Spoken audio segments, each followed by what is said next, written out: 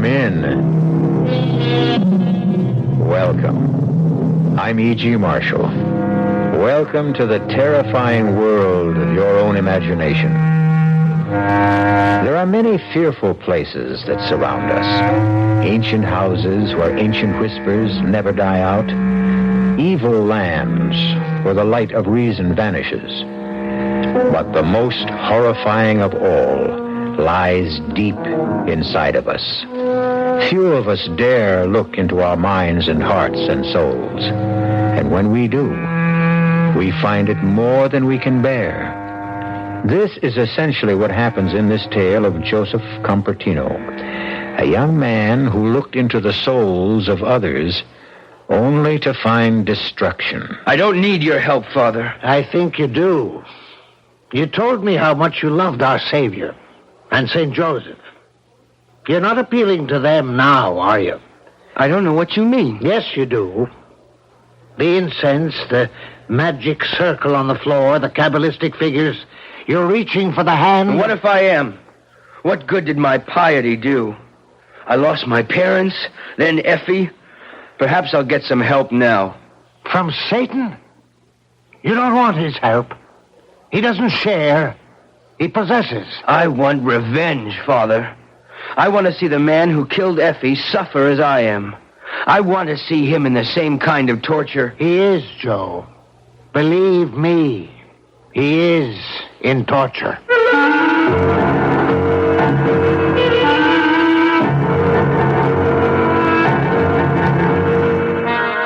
Our mystery drama, The Horror Within, was written especially for the Mystery Theater by Milt Wisoff and stars Don Scardino.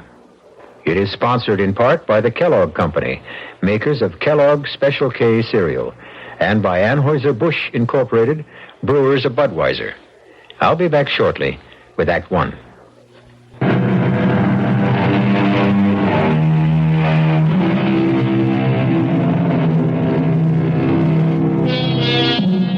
It has been said that a journey of 1,000 miles starts with a single step. In our weird tale, the journey of 1,000 horrors starts in the light of day in a most prosaic fashion. Joe Compertino, who has been orphaned, is on his way to visit his uncle in the city. He waits in a diner for a truck driver to finish his meal. Have something to eat, Joe. I'm not hungry. Well, how about a sandwich or some soup? Hey, it's chowder. It's nice and thick. No, Effie, I don't want any. I've got to save the little money I have. It's a long trip. Oh, I wish I were going, too. Any place is better than this. Oh, it's not a bad town, Joe. The people don't mean any harm. Oh, sure, they don't mean any harm. Calling me a nut all the time, making fun of me. Now, relax, Joe. You're getting excited again. Yeah, I guess you're right. They're not worth it. I wish you were coming along. Yeah, what would your uncle say? I don't know. I only saw Uncle Pietro once, when I was a kid. He came to visit. Oh, hey, look, Joe, that truck driver is getting ready to leave. Oh, okay, I guess I better... Yeah, sure, you better go. All right, Effie. Yeah. And thanks for getting me the ride. You ready, kid? Let's go.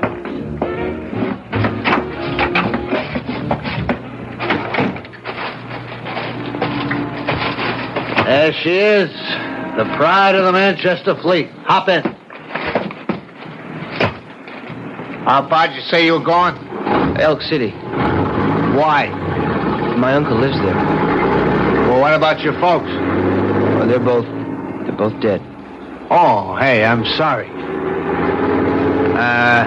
You gonna stay with your uncle? I don't know. Sure you will. Blood's thicker than water, right? And God makes brothers of us all. Well, I don't know if I go that far. Oh, but it's true. God is everything. He creates life. And takes it away. Don't say that. All right, come off it, kid. I was just kidding. I believe in God. Do you really believe in him? Do you have so much faith that you can feel him close to you? Oh, well, I do. When I concentrate, I can almost feel as if I'm one with him. He makes me see things.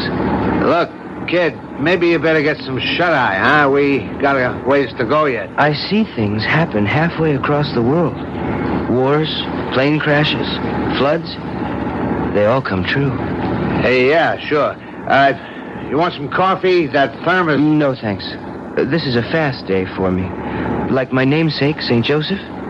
It helps me focus my concentration so I can do what I want to do. Like what? Move things without touching them. Hey, you'd be great in my business. You could offload this truck by yourself. And like St. Joseph, I can fly. Fly? Yes. The Lord gives me these powers. Look, dummy. I gave you a ride against company regulations because I felt sorry for you. Janney told me you were a nut, but I said, what the heck? But I ain't going to stand for that kind of talk. I'm a church-going Christian, and I don't stand for no blasphemy. Get your butt out of here. You'll regret this. Sure. Just beat it. Take my advice. See you shrink.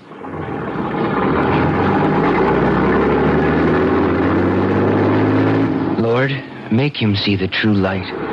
Lead him from transgression. Thank you, Lord.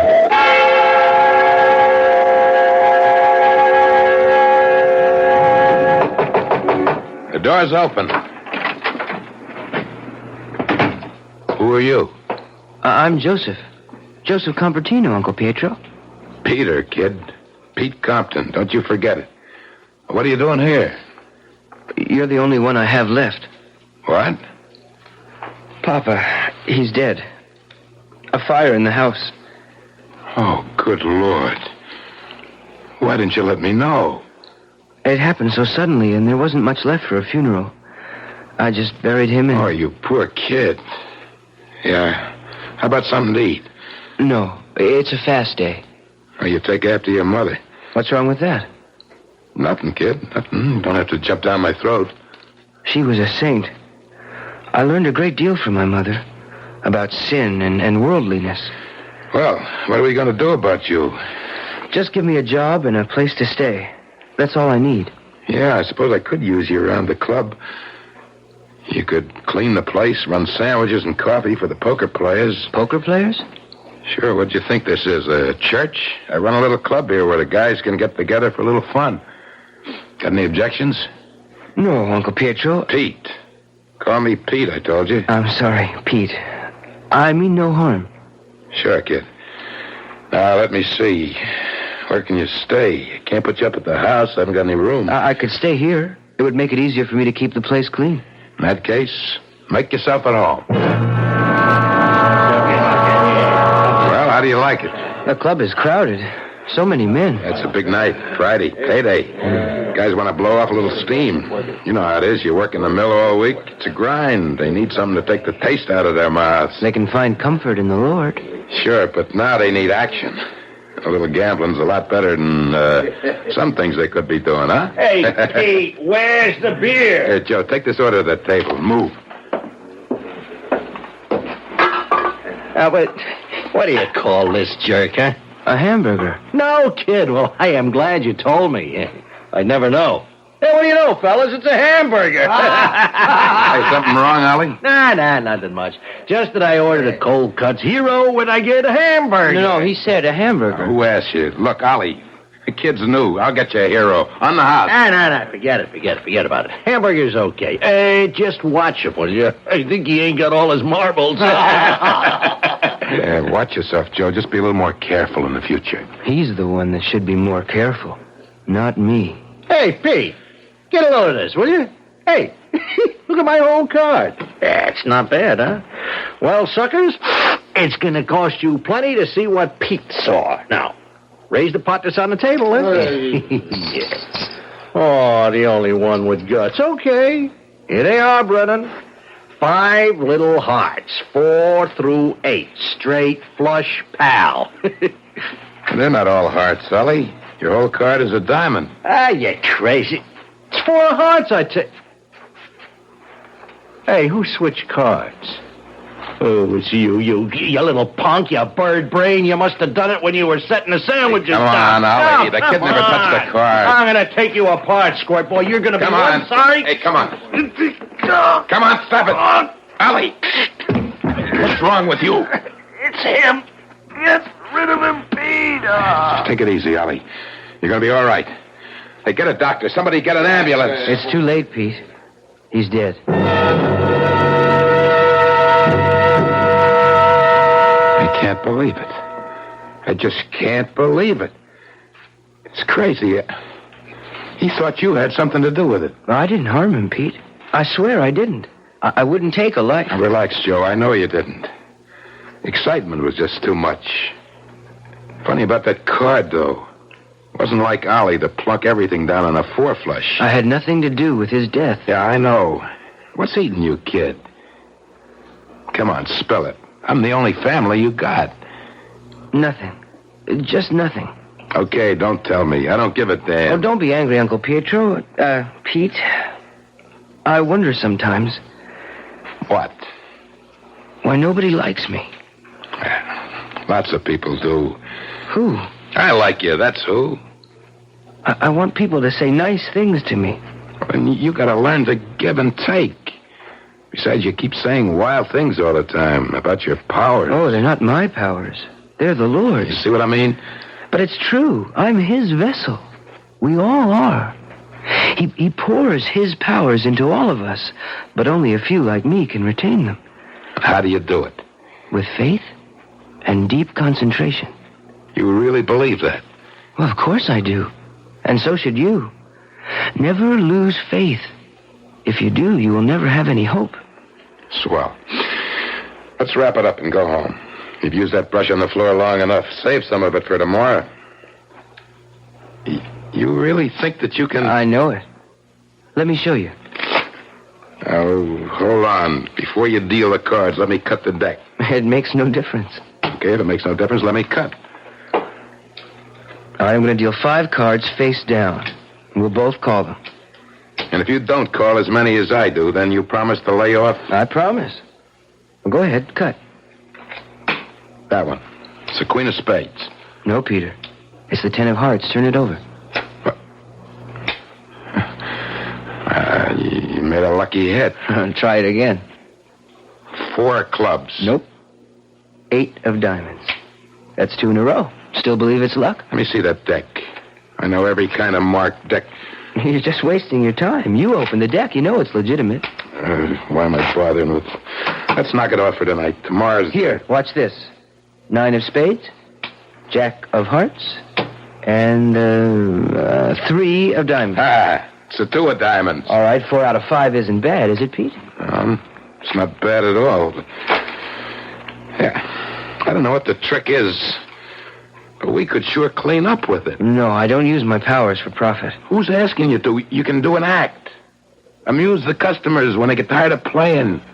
You sit in as a dealer for the house, and when things get dull, you do your stuff. Yeah, they'll get a kick out of it. I don't like to use my powers lightly. Do you want to keep on eating? Okay, forget it. Well, just this once, Pete. But don't ask me again. A deal has been made between Joe and his Uncle Peter. It seems so simple and so innocent on the surface. But like most seemingly simple matters, who knows what currents and eddies swirl beneath the surface? We will, I trust, know more when we return shortly with Act 2.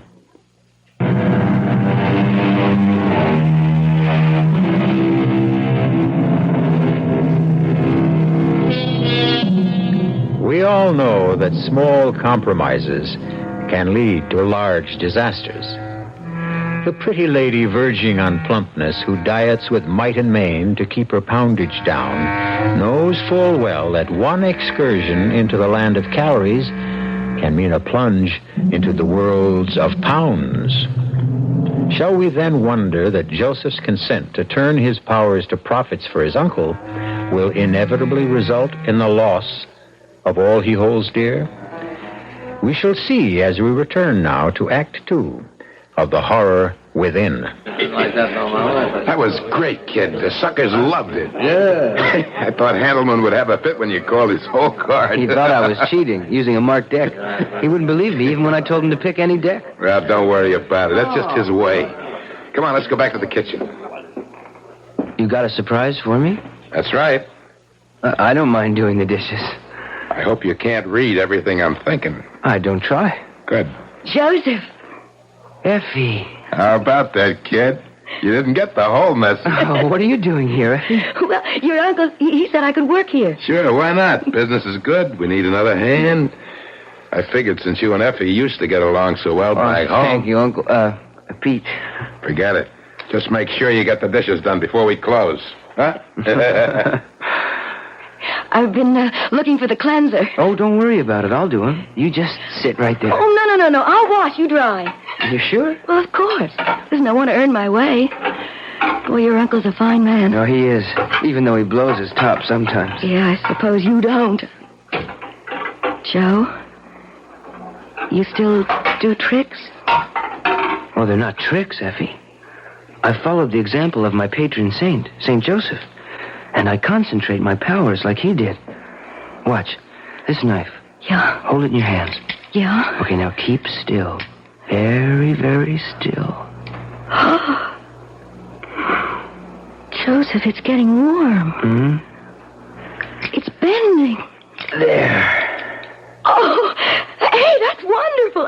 That's just like a magician I saw once. It's not magic, Effie. It's a natural power. I read somewhere that most of us use only a small portion of our brain potential. Less than 5%. You mean that anyone can do what you just did? Sure, most people can. I'm sure of it. Oh, hey, Joe, will you teach me? Will you show me how you did that? If you want to, I can show you that and much more. Like what? Well, like hear what I have in my mind without my saying a word. Hey, that'd be neat. We could talk and nobody would hear us. I could show you how to move objects from across the room. We could clean up from here. I could even teach you how to fly. Yeah, like Peter Pan. Hey, look, I'm flying. Hey, you mustn't joke about it, Effie. Oh, hey, I'm sorry, Joseph. Listen, I wasn't making fun of you. I was just happy. Never make fun of me, Effie. You're frightening me. It's all over now. Let's finish the dishes. I promise, Joseph. I'll never do it again.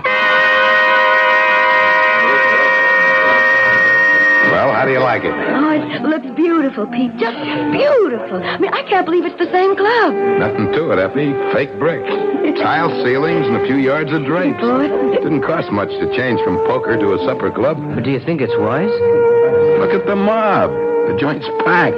people are dressed so nice, too. Hey, maybe we ought to pitch in and help, huh? No, nothing doing. You and Joe are my star attraction. Well... Now, you do the act like I seen it, and we can't miss. But that was just for Effie and me, Pete.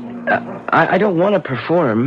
Well, not in front of all these people. Are you scared, kid? Well, that's natural. Everybody gets stage fright. No, it's not that. I told you before, my powers are between me and St. Joseph. I can't do it for money.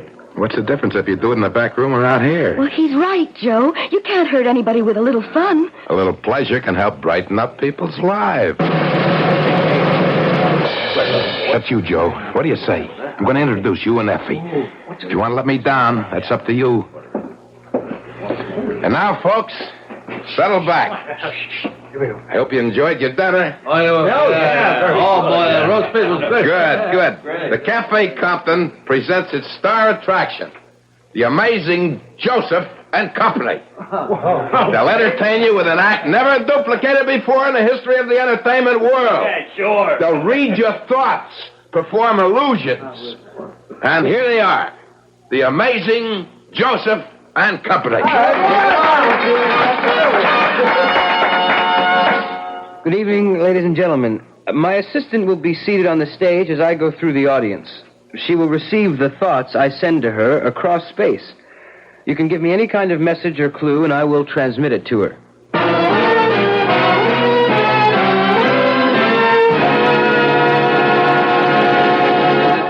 I'm in touch with a lady who has a question. Is her name Cindy? What? That is correct. She wants to know if you can tell her what colored dress she is wearing. She is wearing a blue gown with sequins. It is a size 8, I believe. Just the color was enough. All right, you, sir. May I have your note? Thank you. This gentleman wants to know if his partner is cheating on him. Your wife is perfectly faithful, sir. Well, I don't think that's what he meant, but I'm sure he's happy with the answer. One more question, please. One more question, please. Yes. This man He wants to know... Mr. Handelman, I can read a great many thoughts in your mind. Your check is $28.90, and you want to know if a $2 tip is enough. It is not.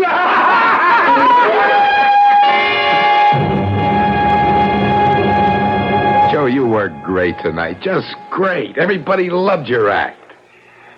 Hey, I better get out front now and help close the place down. We'll have a bite to eat later, okay? Sure, Pete. That Handelman. I hate him. I know, Joey. Listen, you frightened me. And that's why I made a joke out of it. Joe, you wouldn't... No, of course not. I'm a servant of the Lord. I do his bidding. That's why I wonder about all this. I feel it's wrong. It's a lot better than what you wanted to do to Handelman. Joe, you think you could really do what you... If God wills it. Oh, well, then you never will, because he preached love. It's hard for me to feel love for someone who... How about me? I love you, Effie. With all my heart, I love you. Well, then let's get married, Joe. Yeah, let's get married tonight. Tonight? But how can we? We'll go to Rapid Falls. There's a justice of the peace there. No, Effie, no. We'll wait and get married properly. In a church.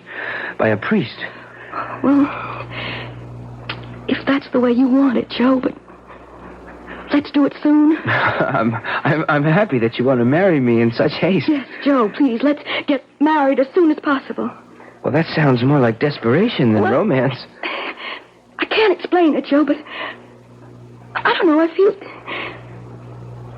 Well, like something terrible is going to happen. I want to be your wife, Joe. I want us to be together for the rest of our life. No matter how much time we have left.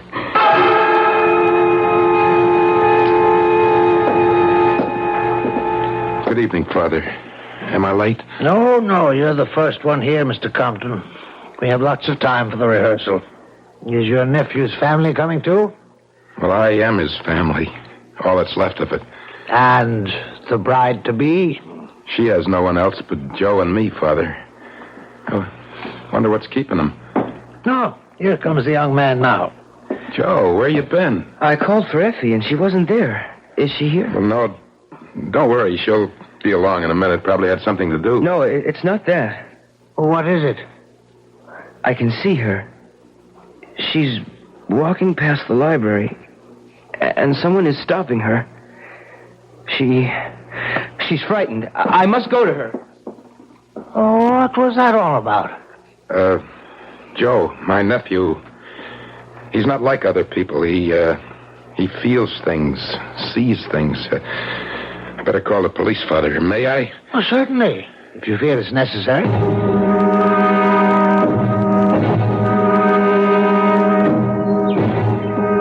She's gone, Pete. Effie's gone. They'll find her, Joe. Just take it easy. You don't understand. Sure I do. You're upset. Now, come on inside the house. We'll have a cup of tea. He's right, Joe. There's nothing you can do now. The police are searching the town. I can't help. I feel so useless. I've got no contact with her. I can't reach her. She must need me. Don't even think about it, Joe. Just come inside and rest. We'll wait with you. You may have been wrong, Joe. I mean, about what you think you saw. I didn't think I saw, Pete. I know I did. She was in trouble, I tell you. And now, nothing. There was no sign of struggle at the library. No one witnessed anything. You don't believe in me? Should I? Yes, I have the powers given me by the Lord. You are his servant, too. Are you sure your powers are from the Lord, Joe? As sure as I am that my name is Joseph. I have devoted my life to him and the ideals of St. Joseph. And I have been heard. Explain it to me, my son. Why? So you can laugh at me? No. I want to help you. Help me. Yes. Father, help me. Then go on. My mother was a saint. She taught me to worship, to revere the memory of St. Joseph, to follow in his footsteps. I tried. I poured all my energies into being one with St. Joseph. I learned how to direct all the forces of my mind and soul. Even when I was very young, I could make objects move. I could see things that happened far away. Then one day she was gone and I was bitter. That's understandable. Well, for a while, I used my powers for wicked things. People turned against me and I became an outcast. Even my father drew away from me. Then my father was taken from me. I saw the light. I heard the blessed voice of St. Joseph, and he told me to return. And you're sure the voice you heard was St. Joseph's? Well, of course. Well, who else could it have been? Who else, Joseph? No, Father, no. The voice did not come from within me. Joseph, there are forces of good and evil in the world. And sometimes it's difficult to tell one from the other. Perhaps it was not the voice of heaven you heard.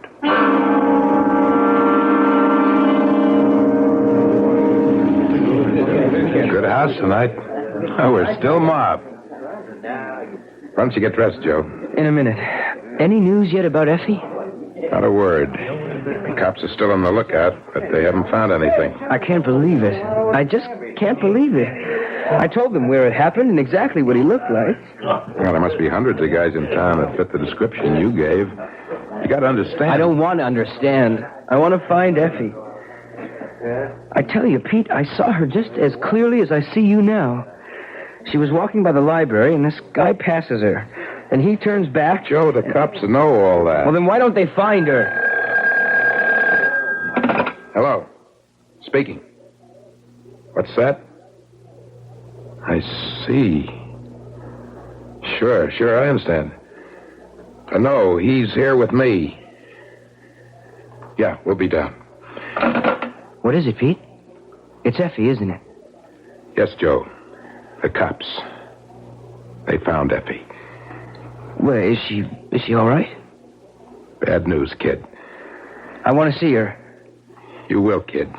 They want us to identify her. Identify her? What are you saying, Pete? They're waiting for us. At the morgue.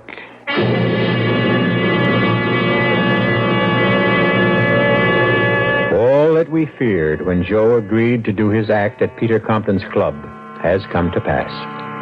Effie is dead at the hands of a madman, and Joseph Compertino says he was a witness to what happened. It hardly seems possible.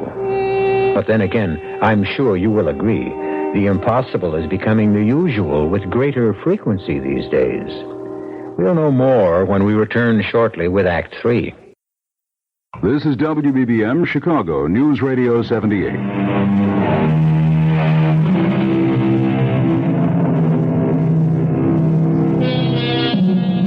To find out who killed Effie, Joe must make the journey we all fear. He must look deep inside himself and trace the murderer in his mind's eye. The problem is, what more will he uncover? For if you look into any man's heart and mind, you will always find at least one black spot which he has tried to keep concealed. Why are we sitting here, Pete? Because the lieutenant asked us to wait. He'll be back in a minute. She looks so different, Pete. Like a poor imitation. Don't think about it, Joe. I can't think of anything else. I've got to find the man who did it. I'll never rest until I find him. I'm sorry I kept you waiting. I had to check a few things out. It's all right, Lieutenant. Now, Joe, you don't mind if I call you that? No? Good. When did you see this taking place? Well, Pete and I were at the church waiting for Effie when it flooded my mind. And what time was that? It was about 6:30, 7. I see. And was that the time you felt it was actually happening? I guess so. I hadn't thought about it. Well, think about it. Were the streetlights on? Do you remember anything that might give us a handle?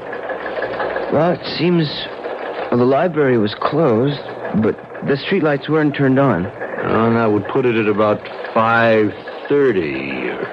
But you saw it happen in your mind about an hour or so later, huh? Well, can you explain that? No, I can't. Well, did you actually see them go off together? Did they get into a car? No. Well, I don't remember. All I know is I can see them together, and I knew something bad was going to happen. What's this all about, Lieutenant? Well, I'm just trying to get things straight. You know, there are some loose ends here. Like what? Well, for one thing, we found the body off Highway 50. That means she was in a car when she died. No, it means she was in a car when she was thrown off on the side of the road. She died hours before then. You mean to say she was thrown out in the middle of the day and no one saw it? Oh, it wasn't in the middle of the day. Doc Hadfield estimates she died about 6 o'clock in the morning. Well, with this new daylight savings time, it must have been pitch black when he... That's right. That means, Joe, your mind's clock was off about 12 hours.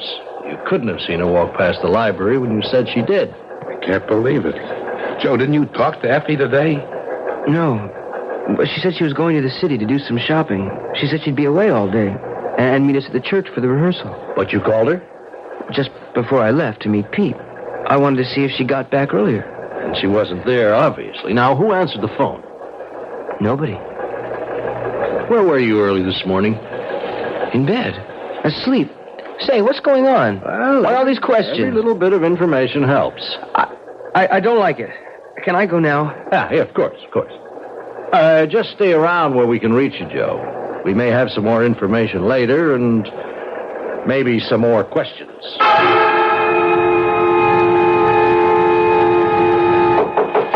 Joe? Joe, open up. Were you asleep? No, I was just thinking. Did you eat anything today? Yeah. I'll bet. You haven't moved out of your room for days. I'm sorry about the club, Pete. That doesn't matter, kid. But it's all my fault. Forget it. I've got no future without Effie. You cooking something, kid? No? It's funny, I smell something burning. Oh, it's incense. Oh, you're not going through that again, Joe. Forget that stuff, kid. That's not going to bring Effie back. No, but it will put me in contact with her murderer. Don't do it, Joe. It's not right. I spoke to Father Coyle about it. You had no right. He says you're literally playing with fire. He doesn't understand either. Why don't you explain it to him? Let him help. I'm not leaving here until I see things clearly. You don't have to. I brought Father Coyle with me. You can come in now, Father.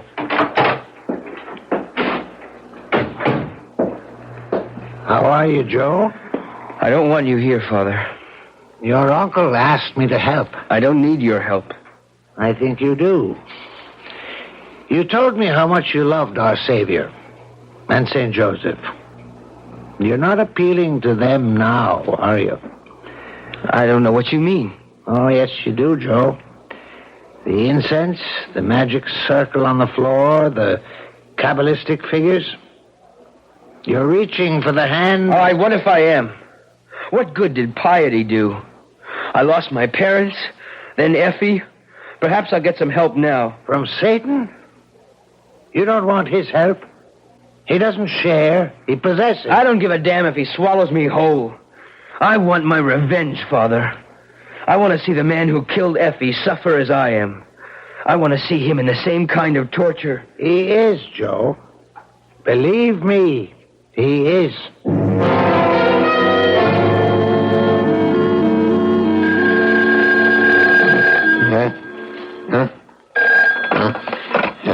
Hello? Pete, wake up. It's me, Joe. Yeah, I'm awake. You know what time it is? Yeah, I know. It's 6 o'clock in the morning. Sunday morning. Don't you ever sleep? I will, after tonight. Pete, I've got him.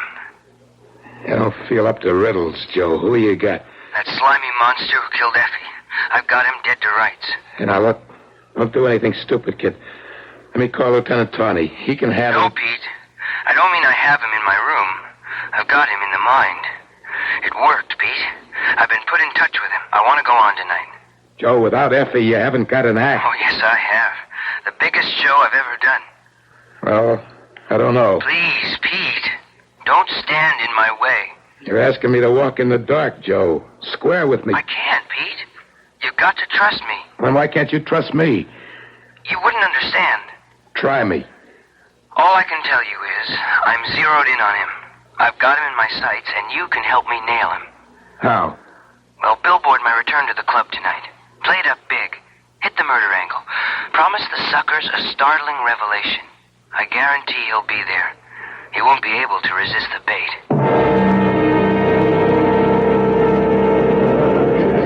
I appreciate your coming down, Lieutenant. That's okay. I haven't had a night out in a long time. You know Father Coyle? Yeah, sure do. How are you, Father?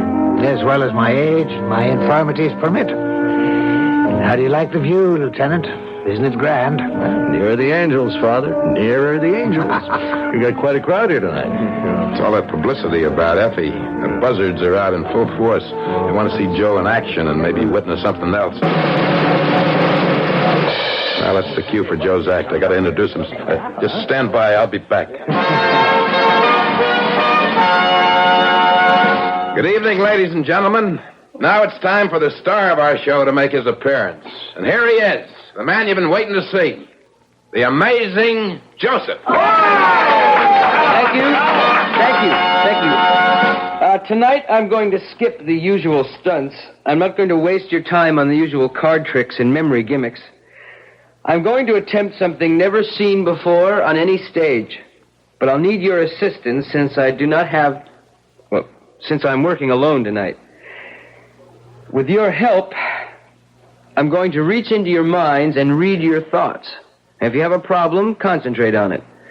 With divine guidance, I will resolve them for you, if there are any answers. All I ask of you is quiet, complete silence. Remember, if you have a question, concentrate on it. You're doing fine. I see thoughts swirling in space. Is there a young lady whose initials are J.L. in the room? Hey, that's me! Good. Would you please stand up? Now, concentrate on your questions. I see a ticket in your purse. Would you hold it up, please? Thank you. Now, that's an airline ticket to Las Vegas. Am I correct, please? My advice is follow your mind, miss. Don't use that ticket. Wait until you can pay your way. Thank you. Hold it, folks. I have another message coming through. George, I can't tell whether your last initial is B or V. George, will you stand up, please? Oh, my. Well, I have good news for you, George. You can stop worrying about your mother. It's not what you think at all. Her pains will disappear soon, and she'll be as good as new. Thank you. Now, ladies and gentlemen, the signals are fading, folks. I want you to let your minds go blank. There. That's it. I feel it coming through now. There's a dark thought taking form. Evil. Malignant. You're coming through now. I read you loud and clear. Will the man with the mark of Cain upon him stand up?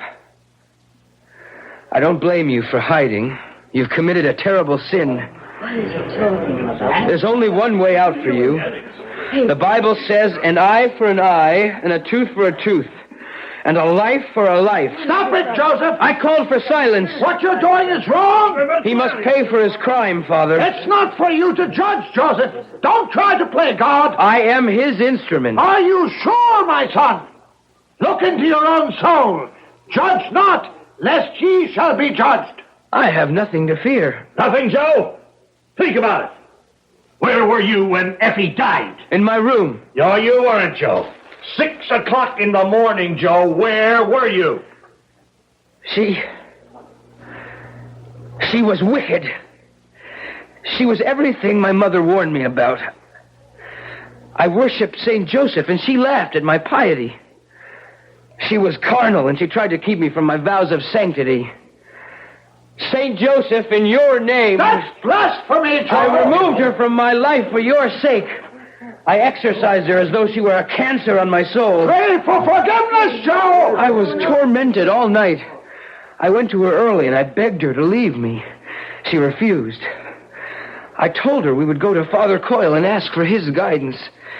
She struggled in the car and tried to run away. I stopped her. She was like a bird in my arms.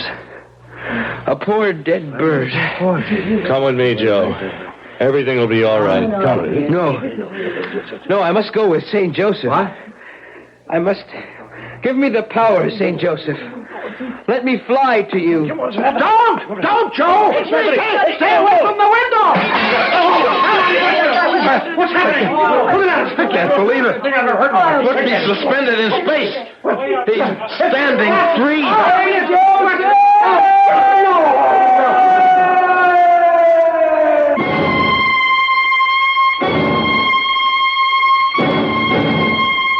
Poor Joe.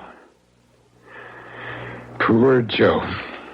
He tried to reach for heaven and hell at the same time. And he stumbled somewhere in between. Don't take it too hard, Pete. It had to end somewhere. Yeah, but not on the streets. You really think he killed Effie? Yes. Part of him did. None of us are saints, Peter. We're good and evil intertwined. Most of us can keep the worst of our nature in control. Joe couldn't. He was split right down the middle. Well, one thing is sure. He paid his dues. Let's get him out of here and mark his account paid in full.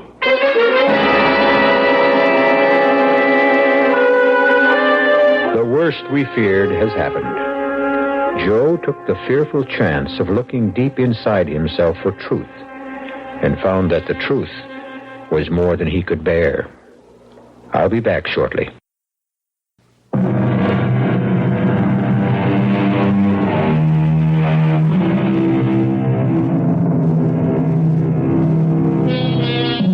And so we close the entrance to the cave where murky waters run deep, but not always still. From time to time, we hear the evil rumbles of the coursing stream, but we manage to ignore its babbling and save our sanity thereby. Joseph Compertino lost this knack that civilized man has developed, this veneer that hides some of the ugliness within. He paid dearly for it. Our cast included Dann Scardino, Dolores Sutton, Joseph Julian, Robert Dryden, and Earl Hammond. The entire production was under the direction of Hyman Brown. And now, a preview of our next tale. What does he see in me? Oh, come on, honey. No, I mean it. Well, let's see. You're pretty. Well, I'm not beautiful. And you're smart. But I'm not brilliant. What can I tell you? He's an artist. All artists are crazy. But the most fascinating women in the world are ready to throw themselves at his feet. Sis, you're pretty fascinating yourself. Thanks to you, Bert. Thanks to me? You sent me through college, and there were the trips to Europe. Well, I had to shape you up before I could marry you off. And it looks like you got yourself a grand prize. The great Otis Manley Carter. Oh, Bert, I want you to like him. Oh, I like him. He's so sweet, so kind. Except... Except? What do you mean, except? Well, except every time he paints somebody's picture, it seems to me that person dies. Radio Mystery Theater was sponsored in part by new sugar-free Diet 7-Up. This is E.G. Marshall inviting you to return to our Mystery Theater for another adventure in the macabre. Until next time, pleasant dreams.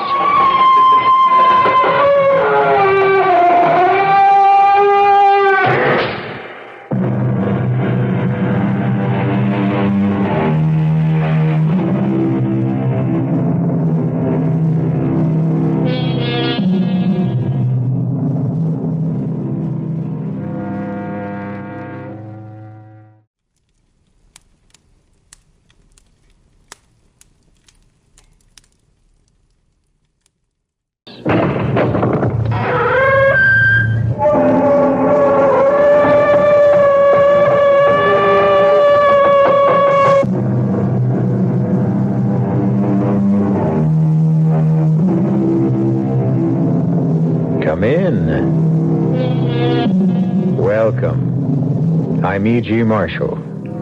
Welcome to the terrifying world of your own imagination. One day, a young man named Otis Manley Carter stood before a great work of art in the Metropolitan Museum in New York. It was a portrait so beautiful that it brought tears to his eyes. And Otis Manley Carter whispered, "I would give my soul to be able to paint like that." It was an idle remark, spoken without thinking, on the spur of the moment. How was Otis Manley Carter to know that someone might be listening? Where'd you learn how to paint, Otis? At the Fine Arts Institute. No. I spoke to Professor DeMarco. They flunked you. You didn't show him any ability at all. Where'd you learn how to paint? Oh, come on, Bert. I was born with it. It just comes naturally. I've been painting all my life. But you're over 30. How come there are no paintings of yours more than 2 or 3 years old? Where did you learn how to paint, Otis? Bert, well, what are you driving at? Answer this, Otis. How come all the people whose pictures you painted are dead? Well, I don't know. Where'd you learn how to paint, Otis?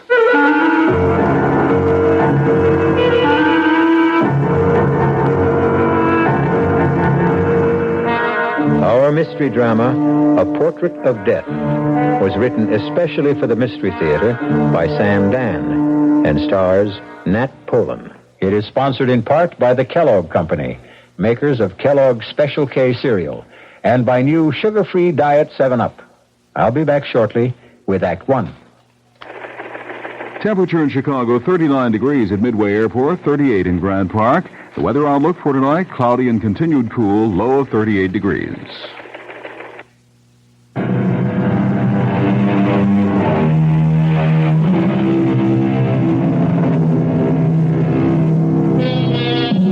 At the age of 30, Otis Manley Carter was hailed as the world's foremost living artist. He towered above his contemporaries. To describe his work, one had to compare it with the great masters of the past. No one, but no one, painting today could breathe life into a portrait to match Otis Manley Carter. And yet, just 1 week before his 31st birthday, Otis made the announcement that would stun the civilized world. He was finished with art. Never again would his brush touch paint to canvas. He would neither amplify his statement nor answer questions. He simply disappeared, and only 2 people in all the world knew the reason why. One, of course, was Otis himself. The other was a detective on the New York City police force, Sergeant Bert Dennison. Bert! Bert, what are you doing? Just having a cup of coffee. We'll be late. Late? All I got to do is put on my jacket, and that takes all of 15 Oh, seconds. I'm just so nervous. Why? Why? Do you know who's going to be there tonight? Well, sure. The governor, the mayor, celebrities, the news media, the critics. Lucy, I'm impressed. After all, the showing of a new portrait by Otis Manley Carter has the same impact as the World Series or a Super Bowl or a heavyweight champion fight. If you put brown sugar in coffee, do you save Do calories? you realize, Bert, that you and I are going to be sharing the spotlight with Otis? Well, you will, that's for sure. Oh, Bert, what does he see in me? Oh, come on, honey. No, I mean it. Well, let's see. You're pretty. Well, I'm not beautiful. And you're smart. But I'm not brilliant. What can I tell you? He's an artist. All artists are crazy. But the most fascinating women in the world are ready to throw themselves at his feet. Sis, you're pretty fascinating yourself. Thanks to you, Bert. Thanks to me? You sent me through college, and there were the trips to Europe. Well, I had to shape you up before I could marry you off. And it looks like you got yourself the grand prize, the great Otis Manley Carter. Oh, Bert, I want you to like him. Oh, I like him. He's so sweet, so kind. Except... Except? What do you mean, except? Well, except every time he paints somebody's picture, it seems to me that person dies. What are you talking about? Now, tonight's portrait, that actress, Lila Beaumont, she just died suddenly, didn't she? But what does that have to do And with... in the last 5 years, he painted 4 other women. Not one of those women is alive today. Did you know that? No, I didn't know that. What? May I ask you how you knew that? I checked Mr. Otis Carter out. World-famous artist or not, I ran him through the ringer. Do you mean you actually investigated Do you Otis? think I'd let you marry him if I didn't? Oh, honestly, I don't know anyone who lives his job 24 hours a day. You never forget you're a policeman. I'm supposed to be on duty 24 hours a day. Otherwise, I'm cheating the taxpayers. Well, what are you trying to imply about Otis? Nothing. Nothing at all. It's just an observation. Idle observation. Oh,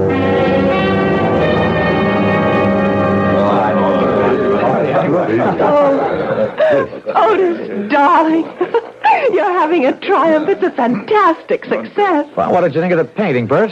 It's a good picture. Oh, listen to him, a good picture. Is that all you can say? Well, it's certainly lifelike, I'll say that. Well, thank you, Bert. Good evening, Otis. Professor DeMarco. May I offer my congratulations? I'm honored, Professor, honored. May I present my fiancée and my prospective brother-in-law, Miss Lucy Dennison, Detective Sergeant Dennison, Professor DeMarco of the Fine Arts Institute. How do you do? How do Glad to you meet do? you. Otis, once again, you forced me to eat crow. Oh, come on, Professor, please. No, I was wrong about you, Otis. Wrong. And I don't care who knows it. Yeah, but the truth is, Professor DeMarco, you taught me everything I know. The truth is, you didn't start to paint until after you left me. Congratulations, Otis, on a double triumph this evening. Your painting and your fiancée. Each is a magnificent work of art. Thank you, sir. And now, if you'll excuse me, Sergeant Dennison, Lucy. Yes, sir. Well, he never got over it. And I don't think he ever will. He said I'd never amount to anything. Oh, but you're not serious, darling. How could anyone who knows anything about art? Oh, there's Eric von Hayden. The one who's doing the new book about him? Come on, darling. I'll introduce you. Give me a rain check. I feel the need for a little refreshment. Excuse me, sir. I hope I didn't spill that on... Oh, it's Sergeant... Dennison, sir. Of course. You know, Professor DeMarco, I've been watching you. That sounds ominous. Why would a police detective be watching me? Because I'm curious. About what? About the look on your face. What about the look on my face? It's the only look of its kind in the house. How do you mean that? Well, analyze all the faces around you. What do you see? Excitement, boredom, happiness, anxiety? And what's my look? I would say puzzlement. Actually, you look completely confused. I suppose I am. I still can't understand what happened. Otis was my student at the Institute. And you said he'd never amount to anything. I did. And you can see how it's come back to haunt me. Believe me, he had absolutely no concept whatever of the elementary principles of art. He had no feeling for line, for color, for form. I recommended he be dropped from the school. You not only go out on a limb, you bring your own saw. Well, 6 months later, he astounded the entire world with his portrait of that alderman's wife. The first of the Otis Manley Carter famous portraits. How do you account for that? Well, at first, I refused to believe he could paint like that. And maybe he doesn't. Maybe it's all done with mirrors. No. There are no mirrors, no tricks. I went up to his studio. He paints. But where did he learn? How did he learn? From whom? There must be an answer. Naturally. But can you even speculate? He probably sold his soul to the devil. You realize that isn't an answer. Of course. But it's the only one I can think of at the moment.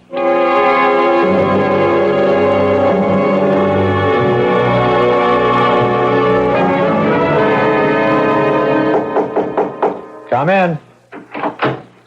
Hello there, Otis. Hope I'm not disturbing you. No, I was about to take a break. Coffee? Oh, sure. That was quite a bash last night, huh? Necessary evil. Well, you seem to enjoy it. But that's why it's an evil. It turns your head and wastes your time and keeps you from doing your job. which for me is to paint. Where did you learn to paint, Otis? At the Fine Arts Institute. Do you take sugar? Yeah, one lump, thanks. Okay. I don't think you learned how to paint at the Institute, Otis. Milk? Yeah, sure. All righty. Professor DeMarco and I had a long talk about you last night.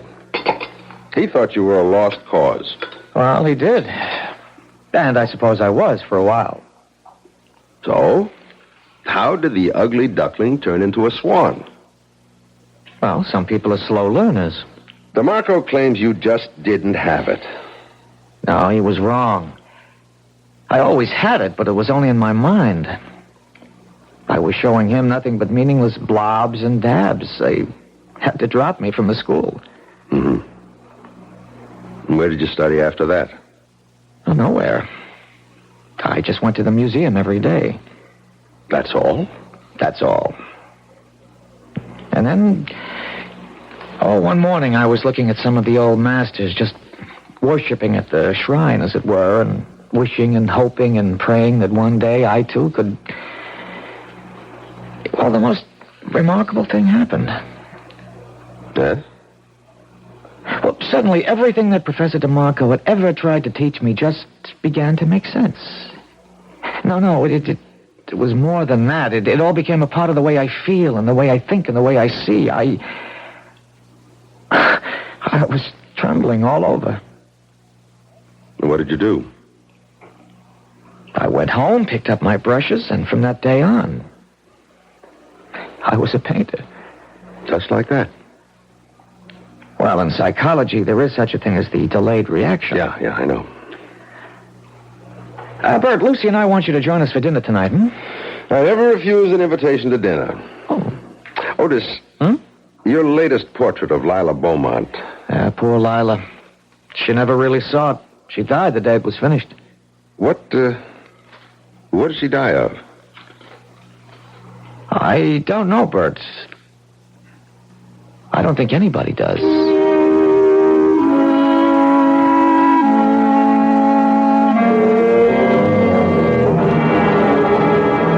Sergeant, I wasn't her regular physician. Who was, Doctor? I don't think she had one. She seemed to be one of those fortunate, healthy people who never needed medicine. Mm-hmm. Where did she die, Dr. Caswell? In Mr. Carter's studio. And since my office is just next door... Was she alive when you got there? Just barely. She seemed to show all the signs of utter exhaustion. So that's what I wrote on the death certificate. Afterward, I thought about it, and I asked for an autopsy. Why? I simply couldn't believe it. Well, what did the autopsy reveal? Nothing. I was right in the first place. But I still don't believe it. Again, why? Well, how could she change so radically in such a short time? What do you mean by change? Have you seen the portrait Carter painted of her? Yes, It's just brimming with robust good health. It's exactly how she looked. Just about 2 months before she died, I saw her get out of the cab that first time she came to Carter's studio. And? 2 months later, I was shocked. Why? As I said, I'd never witnessed such a rapid decline. She was losing a lot of weight. Her color was gone. She looked so tired. What did you think was happening? I didn't know what to think. I decided to speak to Otis. After all, I knew him when he was just a starving young artist. One morning, I walked up to his studio. Well, what can I do for you, Doctor? Busy, Otis? Well, Lila Beaumont will be here any minute. Well, that's what I want to talk to you about. Is she under medical care? Well, why? Well, why should she be? Can't you see why? What are you talking about? Otis, she looks terrible. Oh, she looks great. She's becoming dangerously thin. She has no color. Doctor, are you serious? Are you serious, Otis? Well, I don't understand what you're trying to say. You mean you can't see anything wrong with Lila Beaumont? She looks better than ever. Good morning, Lila. Hello, Otis. Well, you're looking just sensational, as usual. Lila, I'd like you to meet Dr. Caswell. How do you do? Oh, Otis, I'm so tired this morning. Could I have a cup of coffee? Well, coming up. I just have to heat it.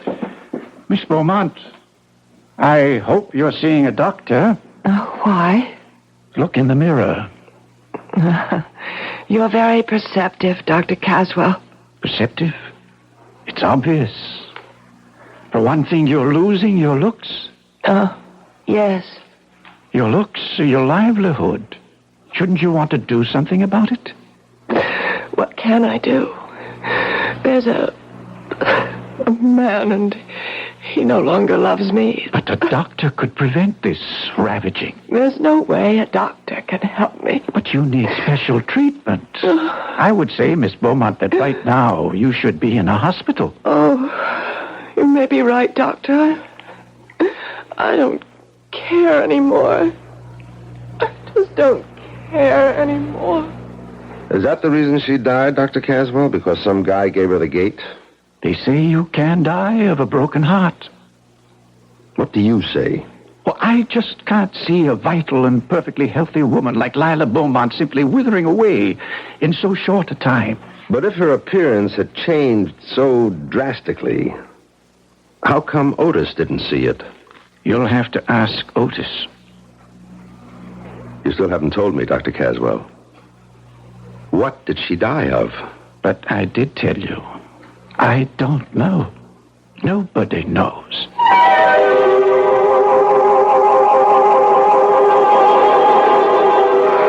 Well, what did she die of? And what, if anything, can it have to do with Otis Manley Carter? Detective Sergeant Dennison has a nagging, indefinable feeling. That's just the trouble. In most of the murder cases Bert has solved, the solution always began with a nagging, indefinable feeling. We'll see where this feeling leads when I return shortly with Act Two.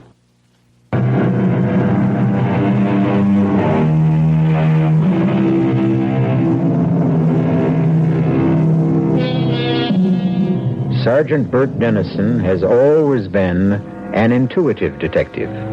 He trusted his instincts. He played his hunches.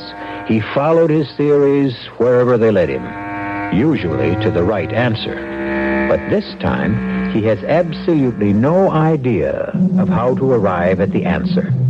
As a matter of fact, at this point, he can't even formulate the question. You really should skip dessert, Bert. I'll only have one helping. Well, do you want to tell him, Lucy? No, darling, I think you should be the one. Somebody's supposed to tell me something?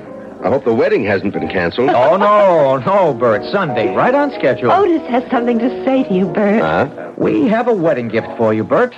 Me? Why? I'm not getting married. Well, that's why you need a gift. Now, on Sunday, Lucy is leaving your house forever. That sounds kind of stuffy, doesn't it? Keep going, darling. You're doing fine. And so, therefore, to make sure you never forget what she looks like... How can I forget what she looks Please, like? Bert, don't interrupt. We decided that I would paint a portrait of Lucy and present it to you. Isn't that wonderful? Can you imagine that you're going to own an original Otis Manley Carter? Yeah, but, Well, what is it? well, these things are valuable. You just can't afford $1 million couldn't buy all the wonderful things you did for your sister, and I'm grateful. Bert, what's on your mind? Well, isn't it bad luck for an artist to paint a picture of his own wife? Oh, now, where did you ever hear that? They all did it. Bert, something is bothering you. Yeah, well, I might as well say it. I don't want to hurt your feelings, but I couldn't accept the gift. Bert! Why? I just can't explain it. Otis, you want to give me a gift I'd really like? Of course. Well, just promise me you'll never paint a picture of Lucy. Never.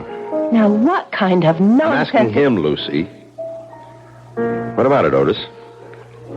Well, one of the reasons I'm marrying her is so that I can always have her near me, so that I can always capture those fantastic expressions and moods. Oh, really? I thought you fell in love with my mind. I did. I did. It's your mind that gives animation and meaning. What about it, Otis? I wish you'd tell me why. I wish I could. But I don't think I can. How about it, Otis? Will you promise? All right, Bert. I promise.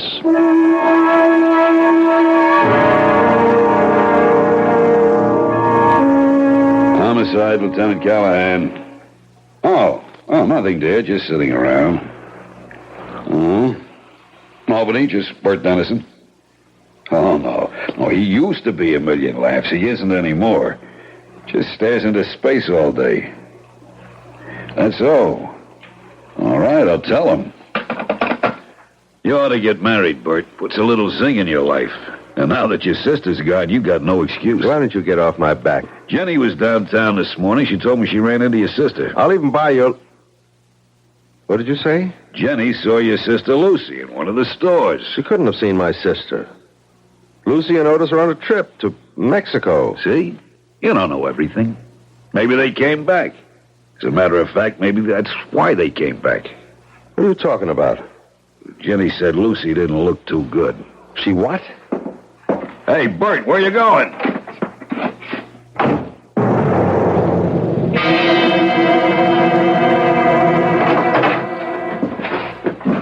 Bert! Yes, it's Bert.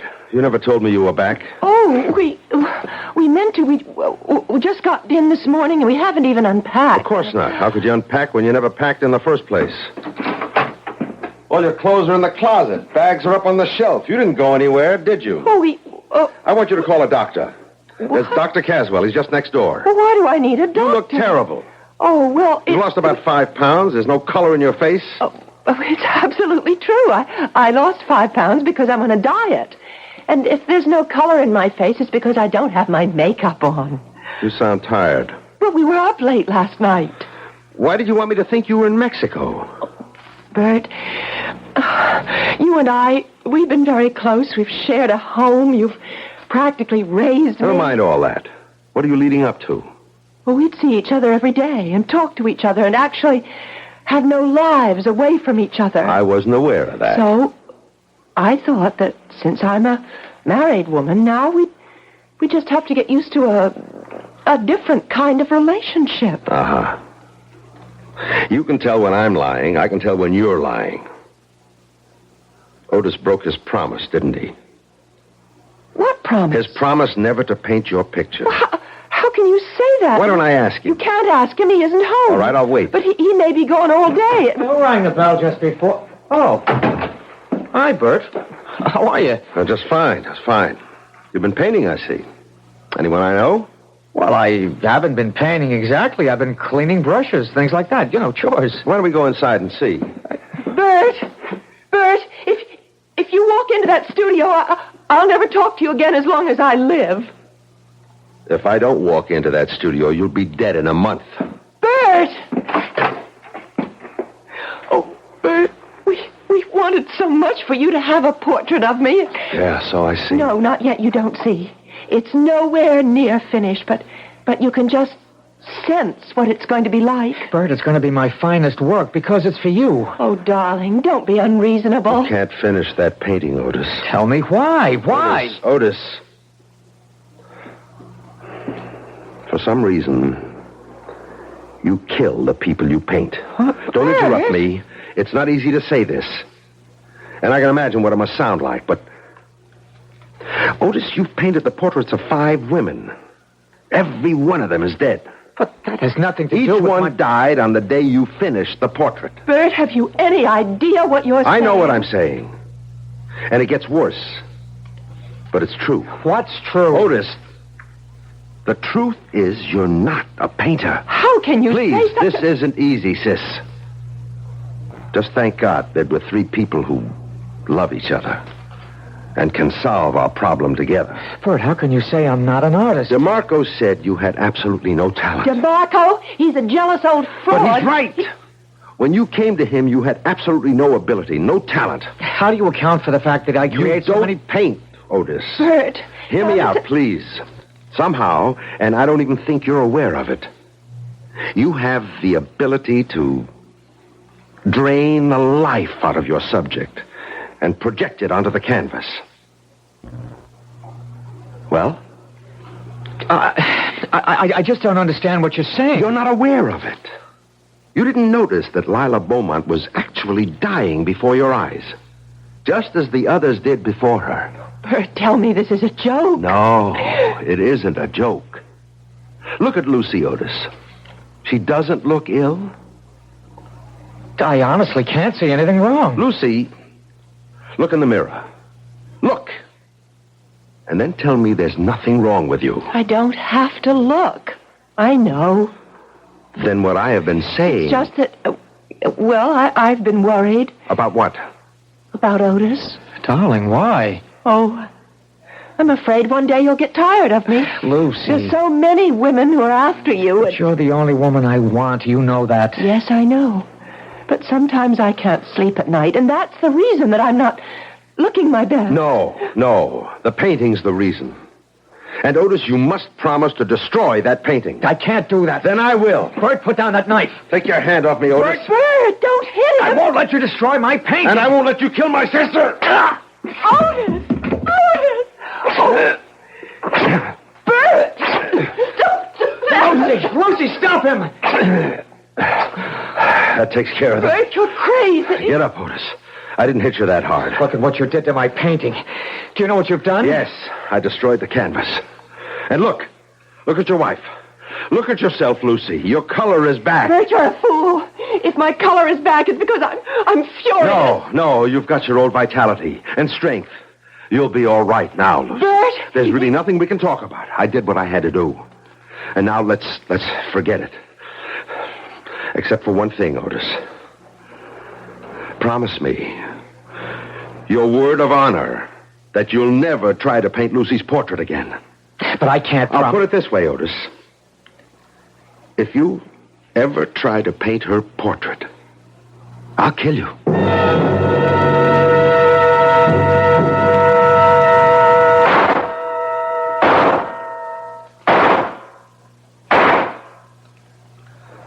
Hi, Bert. Callahan? Thought I'd find you down here on the range. Good cluster, except for that one shot off to the left. Probably a faulty cartridge. Sure, it's never the shooter, it's always the shell. What is it you're getting out of your system tonight?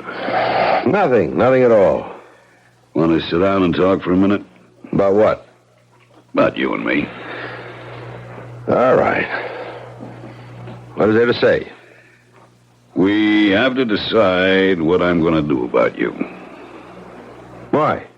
Because Otis and Lucy were in my office this afternoon. They're two very scared kids. They've got nothing to be scared of. Not for themselves. For you. Why? Oh, come on, Bert. You know why. They told me everything. Oh, that's nice. My own sister. She only did it because she loves you. Yeah. She told you how all of them die when he paints their portraits? Yeah. Well, what do you think? Here's what I think. I just put in this application. Application? For your leave of absence. But I'm not... Yes, you are. It'll all be done quietly, and when you're better, you can come back to duty as if nothing happened. Where am I supposed to go? There's a private sanitarium. Absolutely the top doctor. Callahan, I'm not crazy. Of course not. You just got this temporary little quirk. And it can be ironed out easily. Subconsciously, I guess you just miss not having Lucy around the house. Well, thanks for everything, but I'm not going.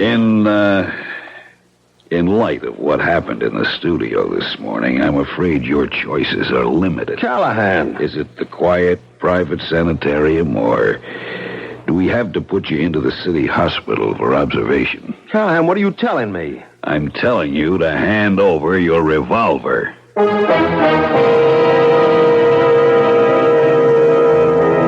Who was it who wrote, "Heaven keep me safe from my well-meaning friends"? It's certainly a sentiment that's shared right now by Detective Sergeant Bert Dennison. All he wants to do is prevent a terrible tragedy. And who's trying to stop him? Those people who truly love him. We're going to meet more well-meaning people when I return shortly with Act 3.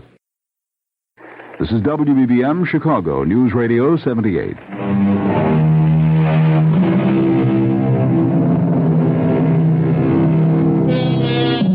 The best mirror is the face of an old friend. Sergeant Dennison stares at Lieutenant Callahan. Stares at the look on Callahan's face. It's a strange look. A look that's a mixture of pity, concern, and fear. And suddenly Dennison realizes that this must be the same look that showed so often when he knew he had to arrest a suspect who might turn out to be criminally insane. I have to have your service revolver, Bert. You want to put the cuffs on me, too, Callahan? Cut it out. Why not? It's a pinch, isn't it? It's nothing of the sort, and you know it. Now, look. Let's go to your apartment, pick up some stuff, and I'll drive you to this place myself. Tell me something, Callahan. Don't you want to hear my side of it? Bert, you slugged your brother-in-law, you slashed the painting. Mm-hmm. So? That's violence. You and me, we never used violence in the line of duty? Justified force. Slice it any way. Why am I wrong this time? Because what you say is crazy. Callahan, you and me, we're not the new breed of college cops who know everything, but still we're very careful about that word crazy. You mean you really believe Otis kills people by painting their portraits? Yeah. Quit fighting me. Work with me. How? Let's go out and get some expert testimony.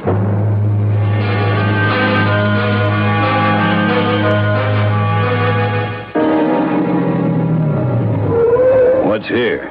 This is the doctor who attended Lila Beaumont just before she died. And he's completely stumped by the whole thing. Yes, I was dissatisfied with the cause of death. Dr. Caswell, you said you didn't believe she could change so radically in so short a time. I did say that. You also said you couldn't see how a splendid physical specimen like Lila Beaumont could just wither away. Yes, I remember. I did say that, too. And even though you signed a death certificate which listed exhaustion as the cause of death, nobody really knew what she did die of. Well, I've since come to believe that she really could have died of exhaustion. But you said exhaustion, plus loss of the will to live. But you were convinced there was a mysterious cause. I didn't use that word. But, Doctor, you led me to believe... I was merely ventilating some doubts, some misgivings. But the other women who died... I wasn't there. I don't know.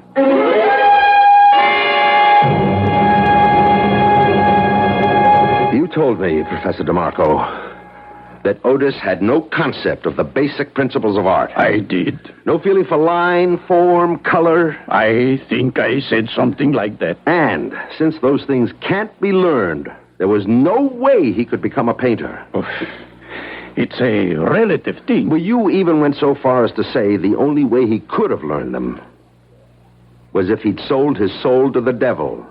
That was a figure of speech. He never did learn to be a painter. Something happened. He found a way, or was given a way, who knows, to draw the vital essence from a living thing and put it on canvas. I don't think I could agree with... I can prove it. Look at everything he's done. He's never painted an inanimate object. Just the face, the body, but no clothes, no furniture, no jewels, no decorations. I'm sorry if I gave you the wrong impression. Maybe I was jealous. Jealous of what? You said he had no talent. Maybe that was a lie I told myself. Maybe I resented his youth, his promise. After all, I never fulfilled mine. Yeah, sure.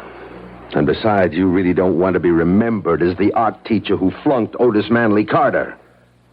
I guess that's the simple answer. I wish there were such a thing as a simple answer.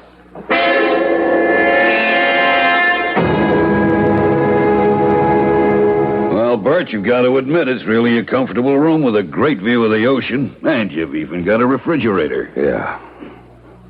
What happens now, Callahan? Well, starting tomorrow, the doctors will begin working with you. You'll be straightened out in no time. I see. I'm the one who has to be straightened out. That's how it is. Even if I happen to be right. Those are the rules of the game, Bert. But I'm not crazy, Calla. You and I know what crazy is. Crazy is when most people don't agree with you. You're a big help. I'll come up and see you this week. I can hardly wait. I better ring for the guy to come let me out. What do you mean you got a ring? Well, the door's locked from the outside. Huh? It doesn't mean anything, Bert. It's just routine. I mean... Yeah, I know what you mean. I might as well be in jail.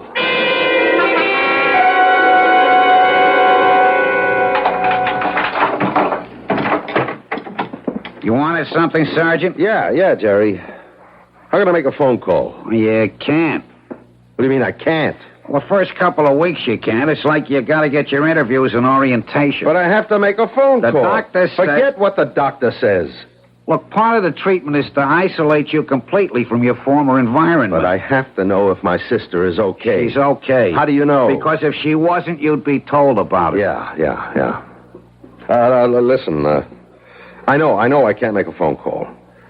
But if I could, where would I make it from? Well, there's a phone outside, at the end of the hall. There is, huh? Jerry, I want to show you something. What?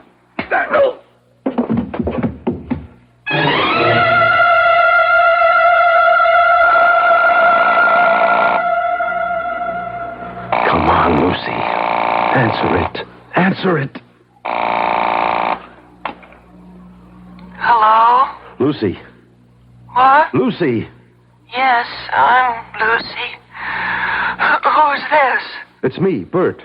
Who? Bert. No, Bert isn't here. Could you call back later? Lucy. Oh, my good Lord.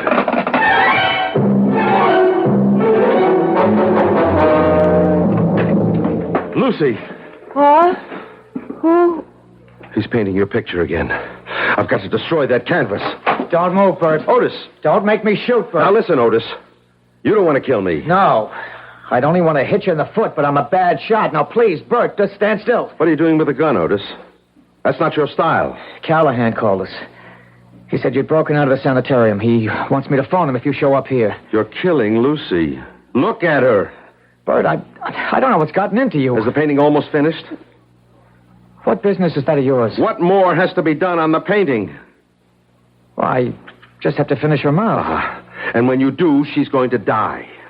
How can you believe... Do you love her, Otis? You know I love her. Destroy the painting. I can't. I can. I'm warning you, Bert. I'm going to walk into your studio, and I'm going to destroy that painting. You take one step and I'll shoot you. I'll just have to take the chance. I've still got 5 bullets in the gun. All of them can't miss. Otis, look at Lucy. Look at her.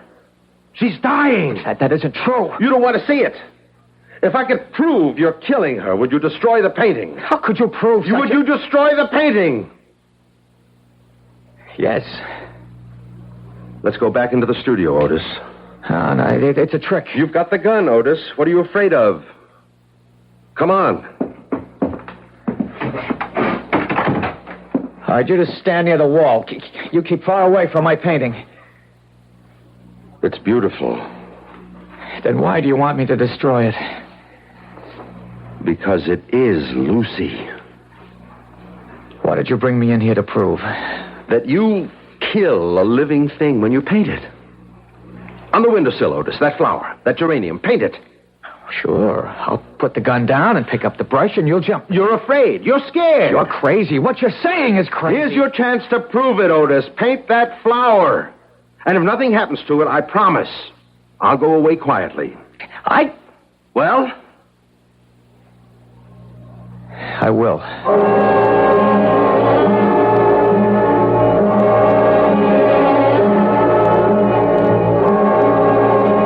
Now there. It's a quick sketch. How do you like it?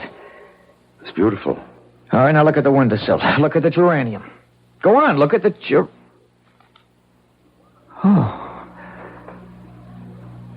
Oh, no, Bert, what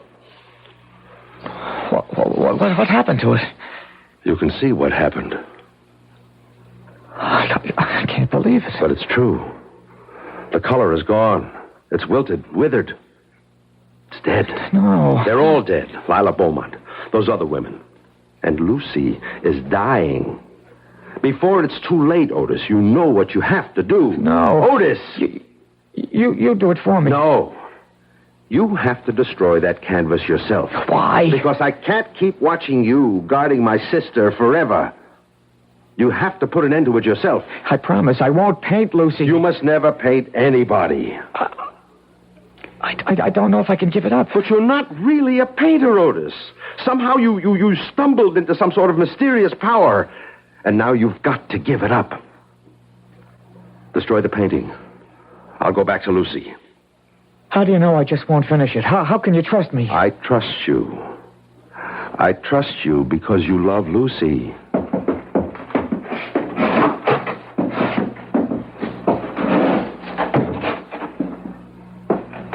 Lucy? Lucy. Hmm? Who Lucy. is it? Oh, Bert. I must have been napping. Oh, I feel so refreshed. Yes, you're looking better. Bert, what are you doing here? You're supposed to I know. I'm supposed to be crazy. Don't worry about it. Otis, Bert's here. Shouldn't we... No. Everything's all right. I better go straighten everybody out. Especially Callahan. The painting? Is it my imagination or... What happened to the painting? I, decided to give it up. Otis, how could you? Will you love me even if I'm not a famous painter? But, darling, Sure she'll love you, Otis. She'll love you even more.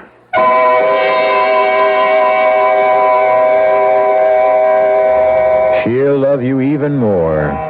There's a lot of truth to that, Otis. A woman in love with a famous man has a problem. She wants him all to herself. But she is forced to share him with the entire world. And you ladies in our audience might think about it, too. If you're married to a man who doesn't seem to be going anywhere special, look on the brighter side. Just think. You can have him all to yourself. I'll be back shortly.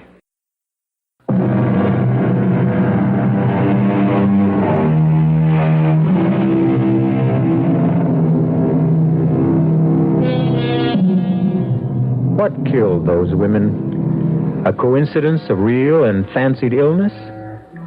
Or can an artist really drain the life from a living creature and transform it to canvas? Certain primitive tribes agree. It's taboo to create a likeness. Maybe they know what they're talking about. Our cast included Nat Polen, Marian Seldes, Jack Grimes, Jackson Beck, and Roger de Koven. The entire production was under the direction of Hyman Brown. And now, a preview of our next tale. I told you I burned it. And you know that's a fairy tale that no one will believe. I don't care whether you believe it or not. Now, you're coming with me? Where? To talk to your Colonel Blake. He won't see you. Oh, I think he will. Goodbye, Carol. It was nice knowing you. I think. You will kindly step back into your room, Monsieur Feeling? Now, wait a minute. Move. I am Major Simonovich. Oh, of the Gay Payou or the NKVD? Does not really matter. What matters is that you and I have something to discuss. I warned you. Yeah, sure you did. I do so dislike dealing with amateurs. This is strictly a business. You mean you want to make a deal with me? Correction. I mean you would find it wise if you wanted to make a deal with us. For the paper? Exactly. Where is it? No, not so fast. Not so fast. You spoke about a deal? You give us the paper, we give you your life. Radio Mystery Theater was sponsored in part by Anheuser-Busch Incorporated, brewers of Budweiser. This is E.G. Marshall inviting you to return to our Mystery Theater for another adventure in the macabre. Until next time, pleasant dreams.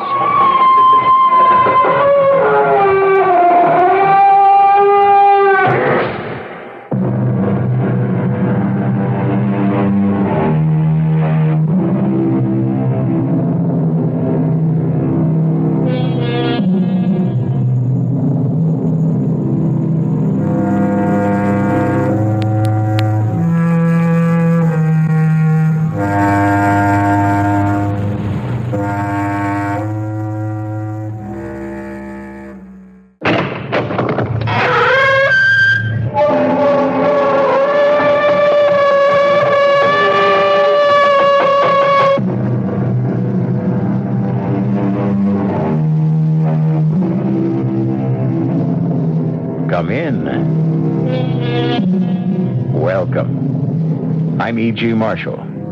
Welcome to the world of terrifying imagination. The fear you can hear. Somebody said it, I believe, or if he didn't, he should have. The world is neither good nor bad. 'Tis wishing makes it so. Our story is about a fey, elfin young woman who made her own world and who had a disturbing and fateful capacity to make her dreams come true. Not always in exactly the fashion or the dimension she wished for. I'm warning you, you stop hanging on to me, Marge. I've got to, Tom. You just can't do it to us anymore. Just lay off of me. Tom, you can't do this again. And I got the lot tonight. I can feel it all going for me. The way you always feel. Please. Marge, let go. You want to put the whammy on me? I said Tom, let go. Marge. Marge, I didn't mean to push it. Oh, Lord.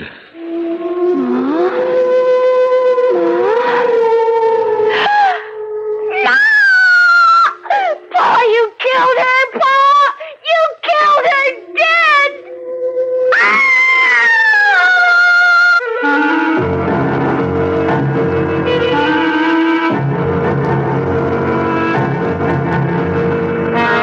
Our mystery drama, The Wishing Stone, was written especially for the Mystery Theater by Ian Martin and stars Clarice Blackburn and William Prince. It is sponsored in part by the Kellogg Company, makers of Kellogg's Special K cereal, and by new sugar-free Diet 7-Up. I'll be back shortly with Act One.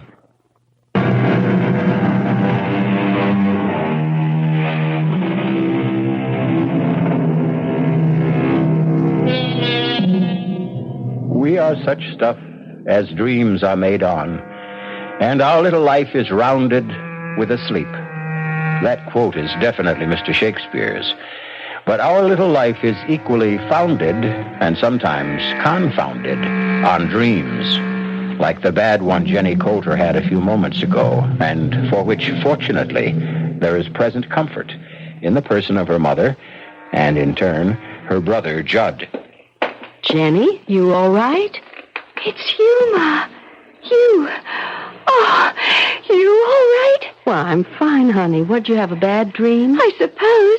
Oh, now that I see you. Oh, Ma, it was so real. I saw you lying there at the bottom of the stairs, and your head, oh, it was turned to the side like... Well, now, don't let it upset you. Here I am, right as rain, and it was only a dream. But it was just like I saw it happen. He pulled his arm away from you while you were hanging on, and you went tumbling down. He? Who's he? I don't want to talk about it.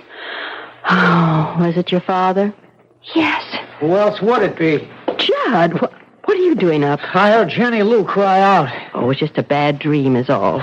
You okay, sis?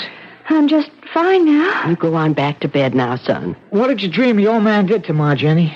Ma was trying to stop him from going out gambling again, and he sort of pushed her off him like...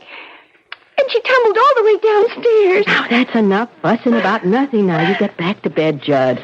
Okay. Good night, Jenny. Good night, Judd. You want I should close the door, Ma? No, I'm coming back to bed myself right away. You're not scared no more, are you, honey? No. As long as I know you and Judd are close by. But I sure was scared. No, my baby, you're just so sensitive. Everything touches you close like a little old butterfly sitting on a leaf with your feelers reaching out all a-tremble. I like being butterfly. That's a pretty sort of thing to think on. So you just keep thinking on it and hustle yourself back to sleep. Good night, Jenny. Good night, Ma. I love you. And I love you. Sleep tight. Ma? Sakes alive, Judd. You like to startle me out of my wits. Come away from Jenny's door. I thought I told you to go on back to bed. Was you and Pa having an argument again tonight? When? Well, right now, that she might have heard. Your father isn't even here. He went on out after you kids went to bed. Yeah, I bet he's over to Stobers playing poker. Oh, Tom don't mean what he does. He's sick. Yeah, and so am I. I'm sick of him.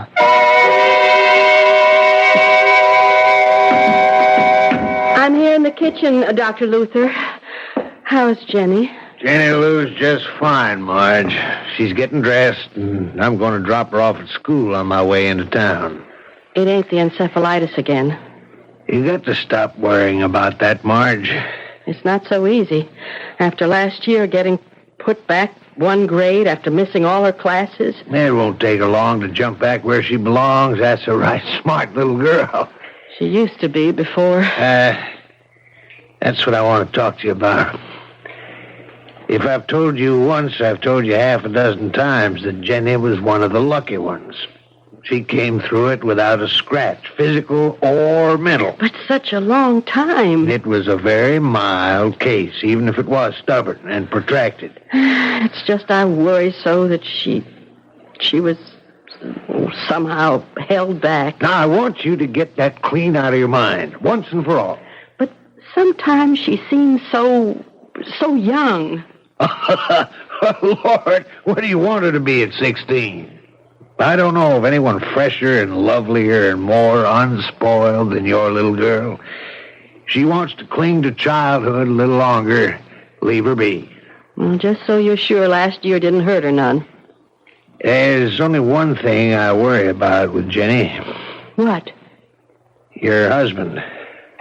Lord knows why, but she thinks the sun rises and sets in her father. When she settles for being a woman, she'll have to open her eyes as to what he really is. Oh, Tom doesn't mean to hurt anyone, Doctor. You told me yourself that he's sick. Yeah, I think it is a kind of sickness, but not one a doctor can treat. What am I going to do? I don't know, Marge. Oh, one thing I do know is I've got to go. People waiting at the office, but Tom is hurting all of you. Bad. Worse, maybe, than any of you realize. And in the end, Jenny Lou is the one he'll hurt most of all.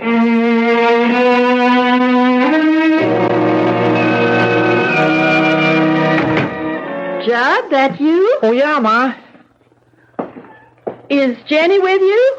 Oh, no, Ma. Oh, where you been? Baseball practice. Oh, why'd you think Jenny was with me? Because she didn't come home after school. Judd, it isn't like her to just take off. You don't suppose she... Well, she what, Ma? That dream shook her up. And Tom and me had another bad set to this morning. She wouldn't run away. Jenny? From us? No way.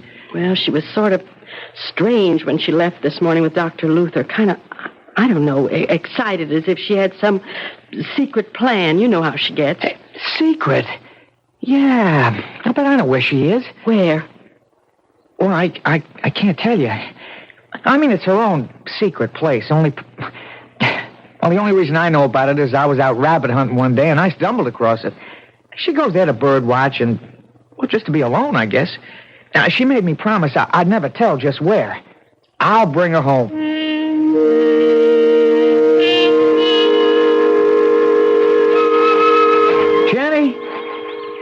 Jenny?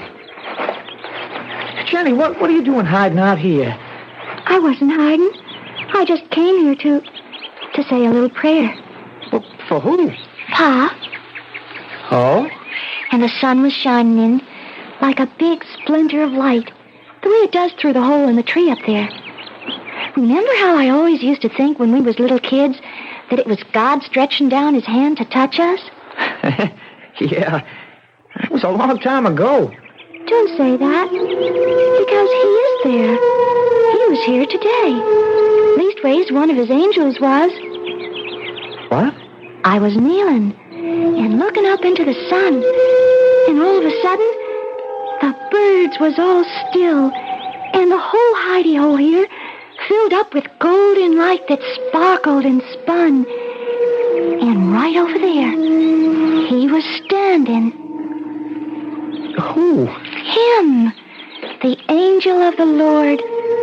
And I could feel him all around me, in me, warm and kind, so kind. And then he touched my hand and smiled and just faded away. And then I looked in my hand and I saw it. Oh, wait, I didn't lose it. Oh, No, here. This is what I found in my hand. Well, let's see. Well, what is it? It's a conjure stone, all gold and shiny. A stone I can wish on. The angel said that? He didn't have to. I heard the words inside me. You can wish on this, Janney. You can have anything you want in the whole wide world. You just don't believe this is a wishing stone now, do you? Janney, right to the moment, I just gotta say I'm so fussed and fumed about dinner being ready and you kids not, and your father ain't home, I can't hardly think straight about... Oh, Lordy, if my biscuits have risen, we're just gonna have to sit and eat without Tom. Janney, don't bother Ma right now. I just want to try my wishing stone. Wish something nice for her. Well, let's just hold up for a better time. I could wish Pa to hurry home, so we wouldn't have to wait. I don't want to wait none at all. I got a math test tomorrow. I just got to pass or I don't make the ball team, and I need every minute to study. Except who am I kidding? If I stayed up all night, I wouldn't be ready for tomorrow. If you had a few more days, could you make it? Well, even just one, I'd stand a chance. Okay, here goes. No, hold up a minute. Too late. Shh. I just wished there'd be no school tomorrow. No school tomorrow? What nonsense is that? Janney, go bring them biscuits. Judd, you sit down. Ain't we going to wait for Pa? We ain't waiting for nothing, not even wishes to come true. We're going to eat our dinner before it spoils. Yes, Ma. I'll get the biscuits. You didn't have to be so rough on her, Ma. Play her game. I know, Judd. It's just I have no sense of humor left. Or fun. The way it is with us, if we had a wishing stone, we could use it for a lot better things than no school tomorrow. Ain't that crazy? The two of you have had me half believing there is a power in that stone.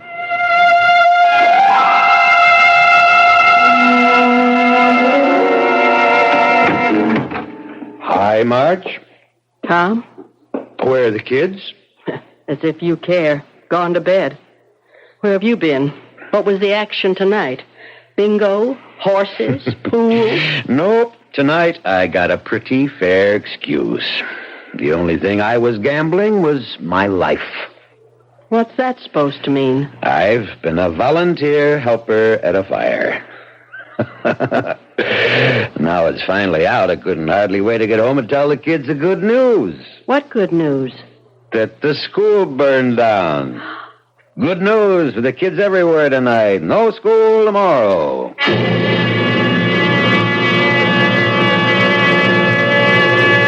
Is there any other catastrophe in the world that carries with it an equal amount of joy than a school burning down? But this time, is it chance or is some supernatural force, sinister or benign, at play? We're going to find out that this simple phenomenon, or happenstance, is a great deal more than sheer coincidence when we return in a few moments with Act Two.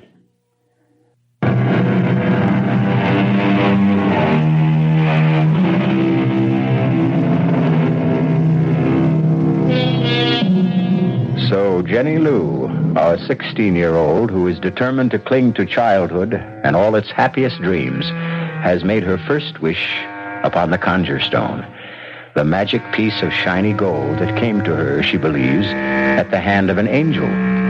A wish that came true. Well, this one was a harmless enough request, although the manner of its granting has been destructive enough, if indeed it was actually granted. If this is a wishing stone, it is potentially as dangerous as a nuclear bomb. Did you say the school burned down, Pa? It sure as Tucker did, Judd. Ain't that good news, Jenny? I reckon. I guess I didn't mean to do it that way. You didn't mean to do what? To burn it down. I just didn't want it to be. That's all I wished on. Hey, what's she talking about, Marge? Oh, it's just Jenny found Don't you tell him, Ma. Don't you tell me what? Oh, don't pay any mind to the young'un's nonsense.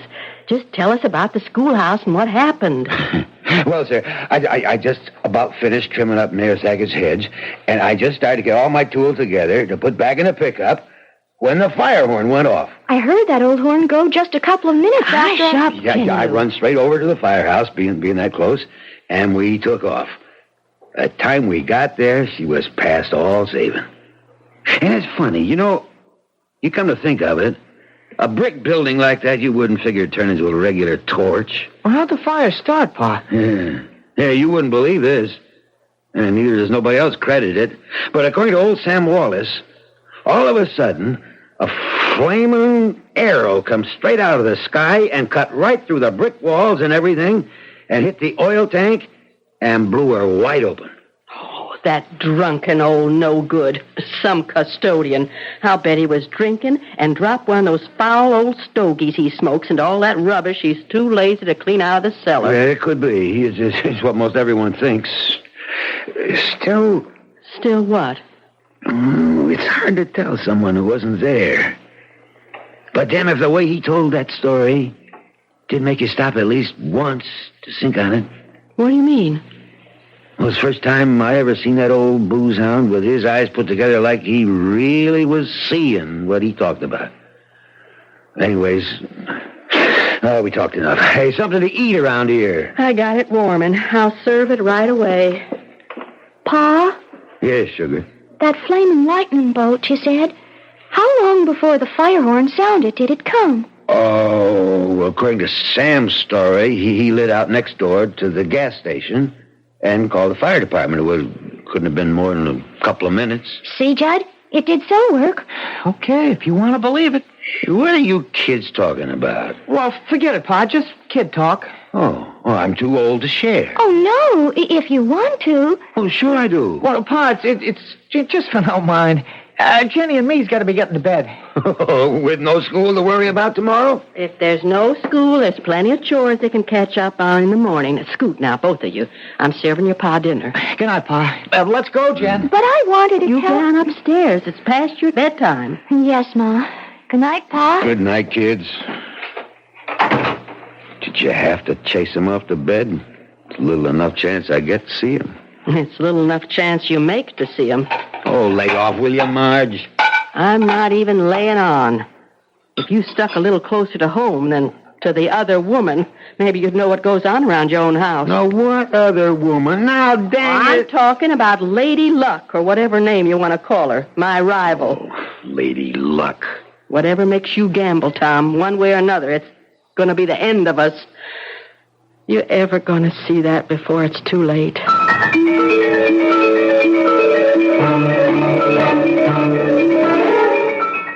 Why wouldn't you let me tell Pa about the wishing stone? Because. Because what? Because first thing you know, he'll take it off of you, that's why. Why would he? Because it's real gold? Janney, that stone ain't gold. Then what is it? It's pyrite. What's pyrite? Oh, it's just what everybody calls... Well, it's a sort of metal. Well, anyways, whatever it is, it's real precious to me. It's my lucky charm. Well, that's why you better not let Pa know what you think about it. Why? Well, you know what he's like. He cares about gambling more than he cares about anything, and all gamblers are real superstitious. Now, if he knew you had a lucky piece, especially if he heard the crazy story about you and the school burning down, he'd have it off of you so fast it'd set your head to spinning. It isn't crazy. You heard me wish on the stone for no school, and now there is no school. That was just happenstance. You don't think it happened just because I wished it? Of course it didn't. Then I'm going to prove it to you. What do you want me to wish for? I don't want you to wish for nothing. I got to show you. Look here now. I'm going to wish... Janney. What, Judd? Oh, you sound so funny. Well, maybe it's because I feel like that. Like, what way? Well, it's sort of, well, you know, superstitious like. It sort of gives you goosebumps if you think on it. What does? Well, now, look, Janney, supposing... Now, I'm not saying it did fall out this way, but supposing you did get what you wished for. You were the one yourself said you didn't mean to get it the way you did. No, that's for sure I didn't. I didn't want the schoolhouse to go on fire. Gosh, Judd. Oh, just supposing someone had been in there and got caught in the fire. Or a whole lot of folks. That's kind of what I'm saying. And my wish could have burned them all up. But the angel gave it to me. For sure, he couldn't have meant nothing bad to happen. I don't have to throw it away, do I, Judd? I can keep it. Well, that won't do no harm, so long as you don't wish on it. I guess I'll just put it away for my keepsakes. And I'll never use it unless... Unless what? Unless the angel comes and tells me to. Well, that's a right good idea, Jenny. And remember, don't let Pa get wind of that there stone. There would nothing hold him back from using it, even if he didn't believe in it.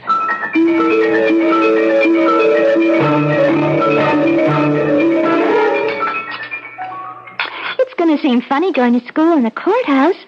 You'd think with only a Friday left in the week that I'd wait until Monday to start up again. I'm glad they did. I don't want to miss any more school ever. Then you better look out the things you go around wishing, Missy. Oh, she's took... I'm sorry, Ma. She's taking a pledge. What does that mean? I'm not going to wish on the stone anymore, 'cause the wish you get might turn out bad for other folks. I think that's a very good pledge. Yes, only... Only what? I'll have to whisper. Well, don't mind me. I'm all finished. I got to get my books from upstairs. What's this you had to whisper? I was just going to say that with Judd's birthday tomorrow, I wanted to wish him a bicycle. He sure has his heart set on one. Well, you won't have to worry because he's already got one. Leastways, he will by later this morning. How? You see this flour tin? Yes. Watch this. Down under the flour, there in this old glass salt cellar's the money I've been saving up for most a year to get your brother the bike he wants. How come you kept it there? Your father, what he is, it had to be some real safe place to keep his hands off it. Who's that? Oh, it's your Uncle Al. He's driving me to work this morning. Get the door, honey, will you? My hands are all flour. Sure thing, Ma. Oh, hi, Uncle Al. Ah, beautiful. Oh, my, you sure are as pretty as a picture. Getting to look more like your mother every day. And they don't come any prettier than that. Oh, you and your honey talk. You should have been on a TV instead of behind a cage. Thank God the bank don't keep its tellers there anymore. You make me sound like an ape. Me, Tarzan. You, Jane? No, me, Janney. Well, I saw a guy here laughing. I knew you must be around, Uncle Al. Hi. Hi, Kate. Give me some skin. Well, here's 5. I'll match you. Ooh, say, that's some grip. You want an Indian wrestle? Oh, I'm going to be ready pretty soon to take you on. I think you're ready already. No, I got no time this morning. I got to catch a school bus. Come on, Jenny. We got to scoot. Goodbye, Ma. Oh, have a good day, son. Bye, Ma. And get a real swell you-know-what. I will. Be happy, Jenny. I am. Bye, Uncle Al. Hey, it's great to see you. We'll make it longer next time. Bye, Uncle Al. Come on, Jenny. Make next time soon. You can count on it real soon. Oh, they're swell kids, Marge. I envy you. Yeah, they're what I live for these days. Tom left already? No, he's upstairs, dead to the world. He rolled in this morning around 3, smelling like a brewery. That brother of mine, I'd like to knock his head off. The way he'll be feeling time he gets up this morning, you won't have to. It'll fall off all by itself. I got to talk some business to him. Like what? Well, I don't want to get you involved in it, Marge. Well, if it's about money, I will be anyway. It is about money. And there's no use asking him. I went through his pockets last night, and he doesn't have 1 red cent. But he's got to. What for, Al? Jim Kenny called me at home late last night. The insurance agent? Yeah. Last payment on Tom's life insurance hasn't been made, and tomorrow's the last day of the grace period. But I gave him the money for that a month ago. You gave him the money? Oh, I was a fool, I know, but things had been going well for a while like they sometimes do, or anyways, I thought they were. And he asked me to trust him, and oh, Lord, what am I going to do now, Al? I don't know, Marge. This time I just haven't got it. What do you mean, this time? Marge, Tom is hopeless. I've been carrying him for years, or thought I was. I gave him the $60 for that same payment. When I found out last night it hadn't been made, I was mad enough to kill him. One reason I waited till this morning is to cool off. I'd help you out, Marge, but I can't. I had to take out a new loan to raise the cash for Tom. I can't let the insurance go. He'd have a tough time getting a new policy written if this one lapses, but how? Nearly a year I've been saving it for a bike for Judd's birthday tomorrow. Instead... I'm going upstairs to beat that... No, take me downtown, Al. I just can't face Tom this morning. I'll have it out with him tonight.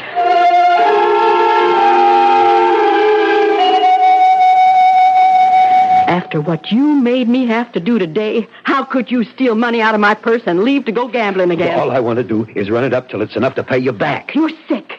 I'm not going to let you take the money I broke my back making today. I'll bring you back 5 times this.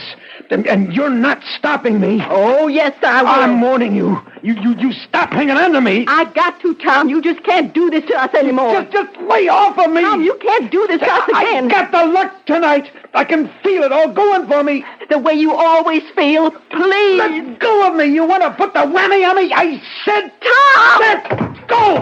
Oh! Marge! I didn't mean to push... Oh, my God. Ma, what happened? Ma! Oh, Judd! It's just like my dream. He killed her. Pa killed her dead.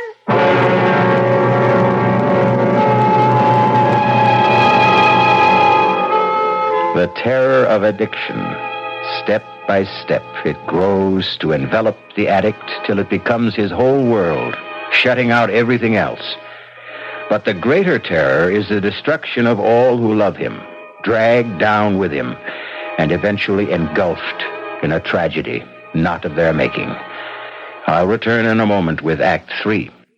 This is WBBM Chicago, News Radio 78.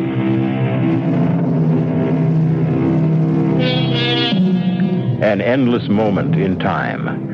A few dreadful seconds ticked away, with every heart crying out to take them back again, to make this just a bad dream and not reality. 3 people frozen in horror. The 4th sprawled at the bottom of the stairs, her neck bent at an impossible angle, frozen in what? Unconsciousness or death? Now, at last, the man brings himself to move. Marge. Don't you touch your pa, or I'll kill you dead. Oh, son. I'm not your son. I'm your enemy. Jenny, call the police. Emergency. We got to get Ma to the hospital fast.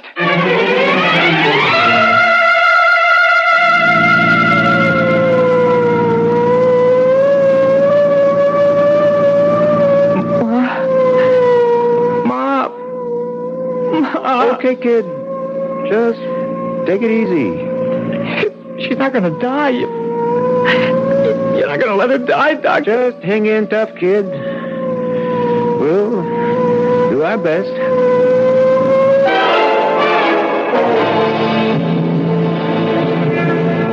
I should have gone with the ambulance. You're sticking right with me, brother. We see how your wife makes out. No. Look, officer, you don't think she's... Well, for the sake of your own skin, you better hope she isn't. But it was an accident. Well, the way that boy of yours reacted looked like he wasn't so sure. Now, we got to get moving. Now, what happened to your daughter? Huh? Oh, Jenny, she went back to get something. Where are you taking us? Well, the hospital. First, anyways.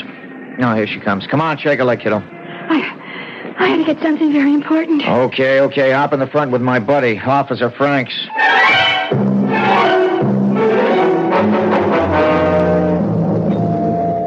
Okay, Harry. Straight to X-ray. You got a family doctor, kid? Yeah, Dr. Lowther. Oh, you know his number? No, but I can look it up. Okay. Tell your doctor to get here as fast as he can. It's that bad? I wouldn't want to fake you out, son. It's not good. And I phoned Dr. Lowther. He's on his way here. Is Ma going to die, Judd? I don't know. I'm scared, real scared. So am I. Judd. What? I'm going to break my pledge. You forgive me? What pledge? I brought the wishing stone. I'm going to wish on it. I'm going to wish that Ma's going to be all right, just like it never happened. If you want to, Jenny, go ahead. Can't do no harm. What can't do no harm? For me to use my wishing stone? Your what? Shh, quiet. I'm wishing right now.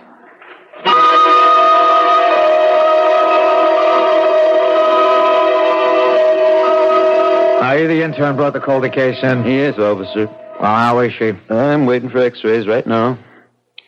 I'd say she has 1 chance in 1,000. For certain, sure, her neck is broken. And the way it's broken and other signs indicate to me her spinal cord is badly damaged. If it isn't severed altogether.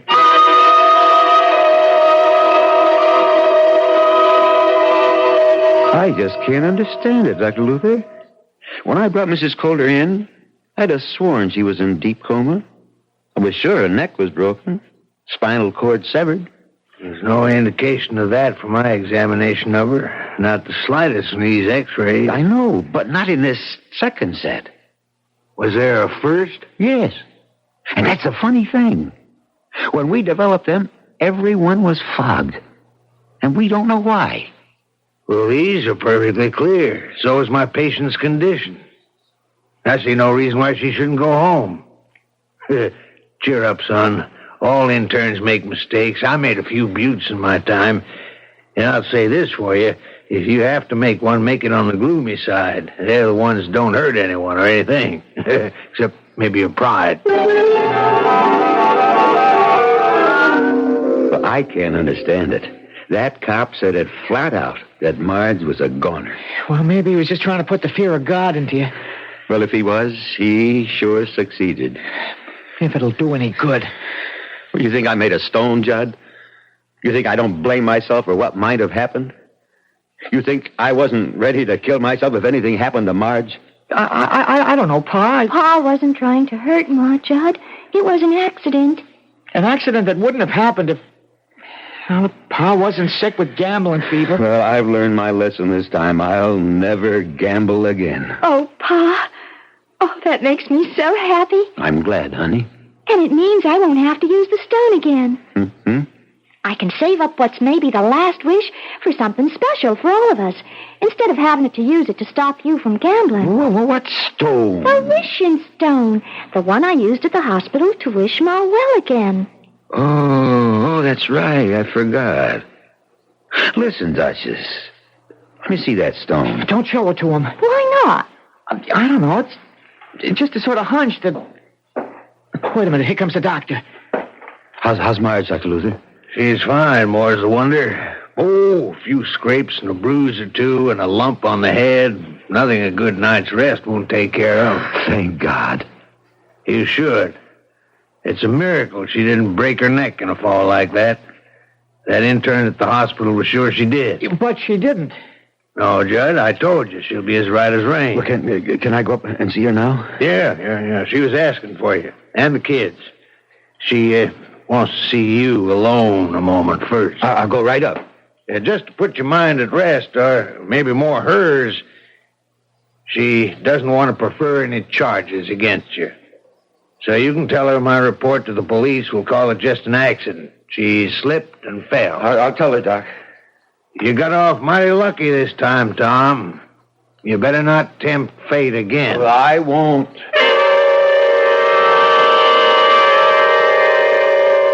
No, I mean it, Marge. Just give me another chance. I didn't see how I could, Tom. I never meant to throw you down those stairs. Oh, not because of that. The last straw for me was taking a chance away from Judd to have something he wanted more than anything in the world, his bicycle. You should just have let the insurance go. How could I, Tom? With 2 kids to bring up, if anything happened to you, Not that I want anything to happen to you. You gonna take me back, Marge? I don't know, Tom. It's hard for me to feel for you what I once felt. But if you're going to promise me you'll quit the gambling for the children's sake, we'll try to make a go of it. You won't be sorry, Marge. I hope not. I just wish I knew how to make it up to Judd tomorrow. If there was something I could pawn. You haven't left anything in this house that you could. Except the one thing you could never get your hands on. Well, what's that? My wedding ring. Do you think I could get enough on that? Well, not enough to pay for it all, but for a down payment. Then I'll take that night job cleaning sewers you made me turn down to pay it off. I don't want you working in any sewers. Anyway, you can't work day and night. Well, I can't till I get Judd his bike. Well, we'll see. I'll take the ring down in the morning. No, sir. Dr. Lewis doesn't want you out of bed. I'll take it down. You? Can't you trust me, Marge? Well, if you can't trust me now, then what hope do I have, or any of us, I can ever be trusted? Well, you got to. Or I swear to God, I'd just as soon be dead. All right, Tom. I'll trust you.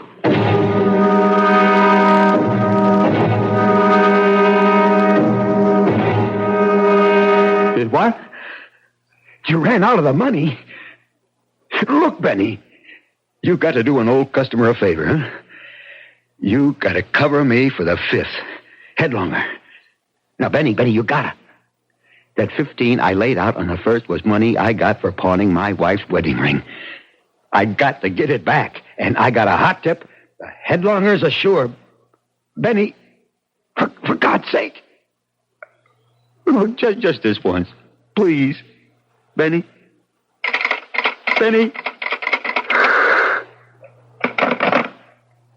What am I going to do? Wish to God. Wish. Oh, that wishing stone. Yeah.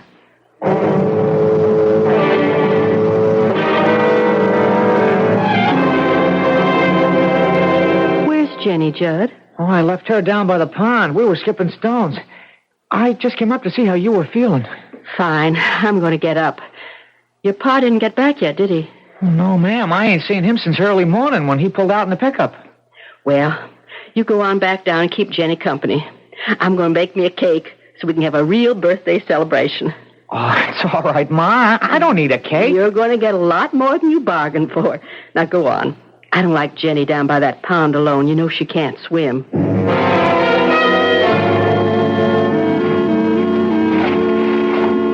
Hi, Pa. Well, what are you doing up on top of the rock here? Oh, just sunning myself and listening to the birds. Jenny, hey, you know that wishing stone you talked about? Yes. Is it gold? You want to see? Yeah.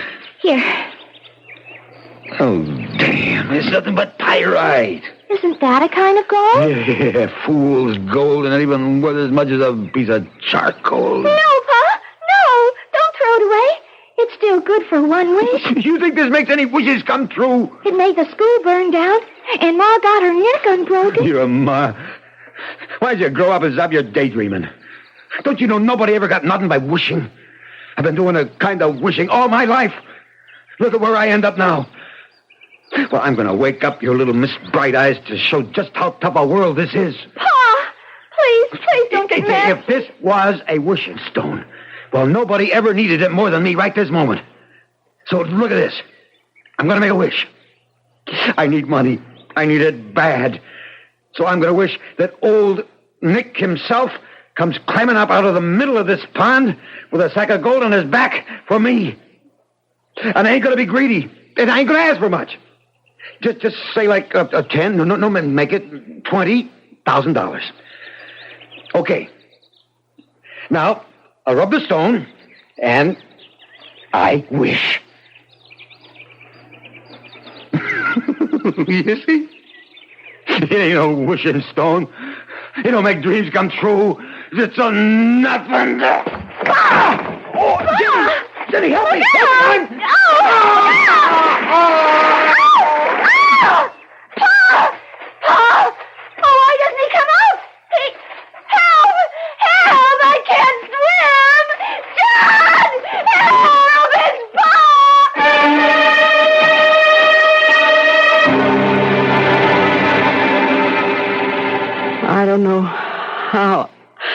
I'm going to tell the kids, Al.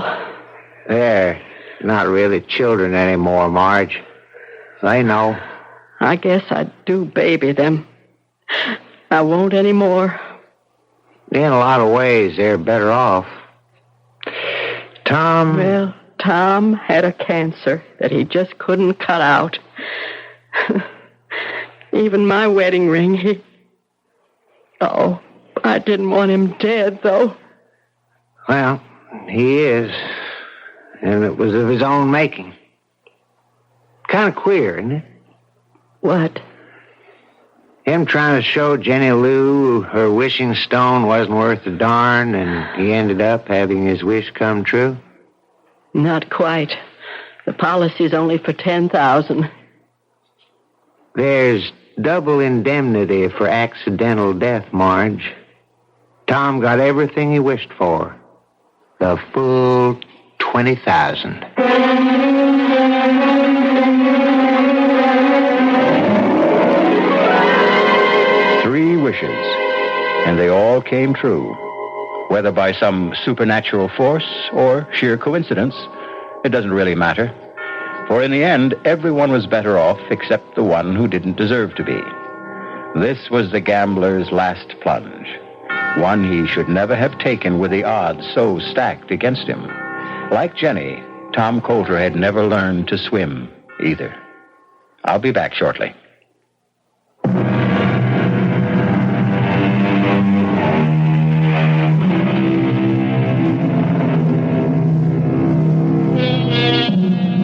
As for the wishing stone itself, since it lies buried deep somewhere in the mud at the bottom of the pond, no one will ever know if it had the power to grant wishes. For Janney, like all of us, had no escape from a common fate that soon befell her. She grew up and inherited a mantle that only Peter Pan seems to have escaped. She stopped believing in magic. Our cast included William Prince, Clarice Blackburn, Ann Costello, Jack Grimes, and Robert Dryden. The entire production was under the direction of Hyman Brown. And now, a preview of our next tale. Your husband? You dreamed? It was no dream. Oh, it was my husband. His ghost. Oh, for the love... Rory. He stood at the foot of my bed, and he begged my forgiveness for leaving me a pauper and breaking my heart. And he said, Jessica, I promise you'll live in Gormley House again. And then he vanished. The very next night, the Putnams crashed through the bridge over Gormley Gorge. Well, accidents do happen. It was no accident. Now, the real estate man didn't tell you the whole story. Mrs. Putnam lived long enough to tell just what had happened. The Putnams didn't go off the bridge by accident. They were driven off it. Forced to swerve off it by an oncoming car. A car driven by a skeleton. Radio Mystery Theater was sponsored in part by Anheuser-Busch Incorporated, brewers of Budweiser. This is E.G. Marshall inviting you to return to our Mystery Theater for another adventure in the macabre. Until next time, pleasant dreams.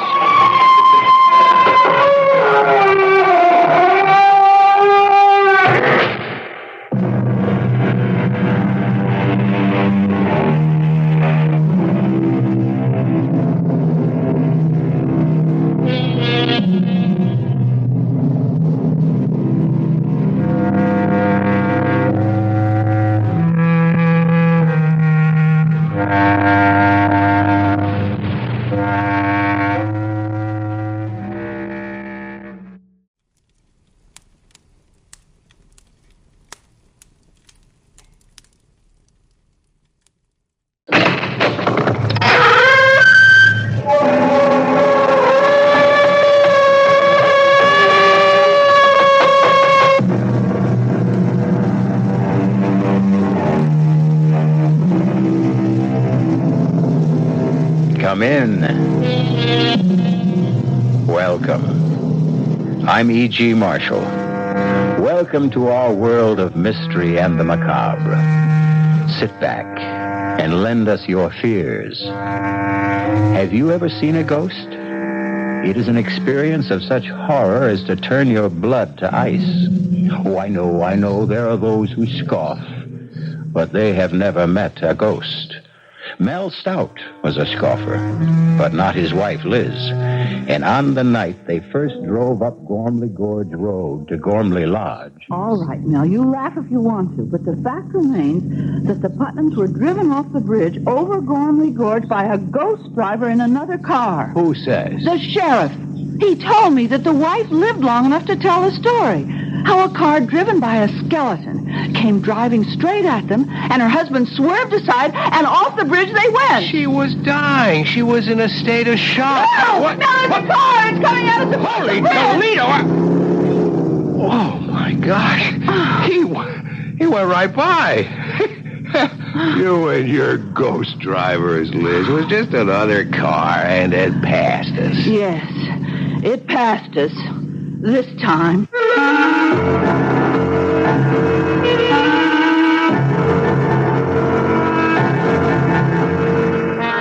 Our mystery drama, The Ghost Driver, was written especially for the Mystery Theater by George Lowther and stars Augusta Dabney and Mason Adams. It is sponsored in part by Anheuser-Busch Incorporated, brewers of Budweiser, and by the Kellogg Company, makers of Kellogg's Special K cereal. I'll be back shortly with Act One. The WBBM News Time, 10:36, as we return to the CBS Radio Mystery Theater.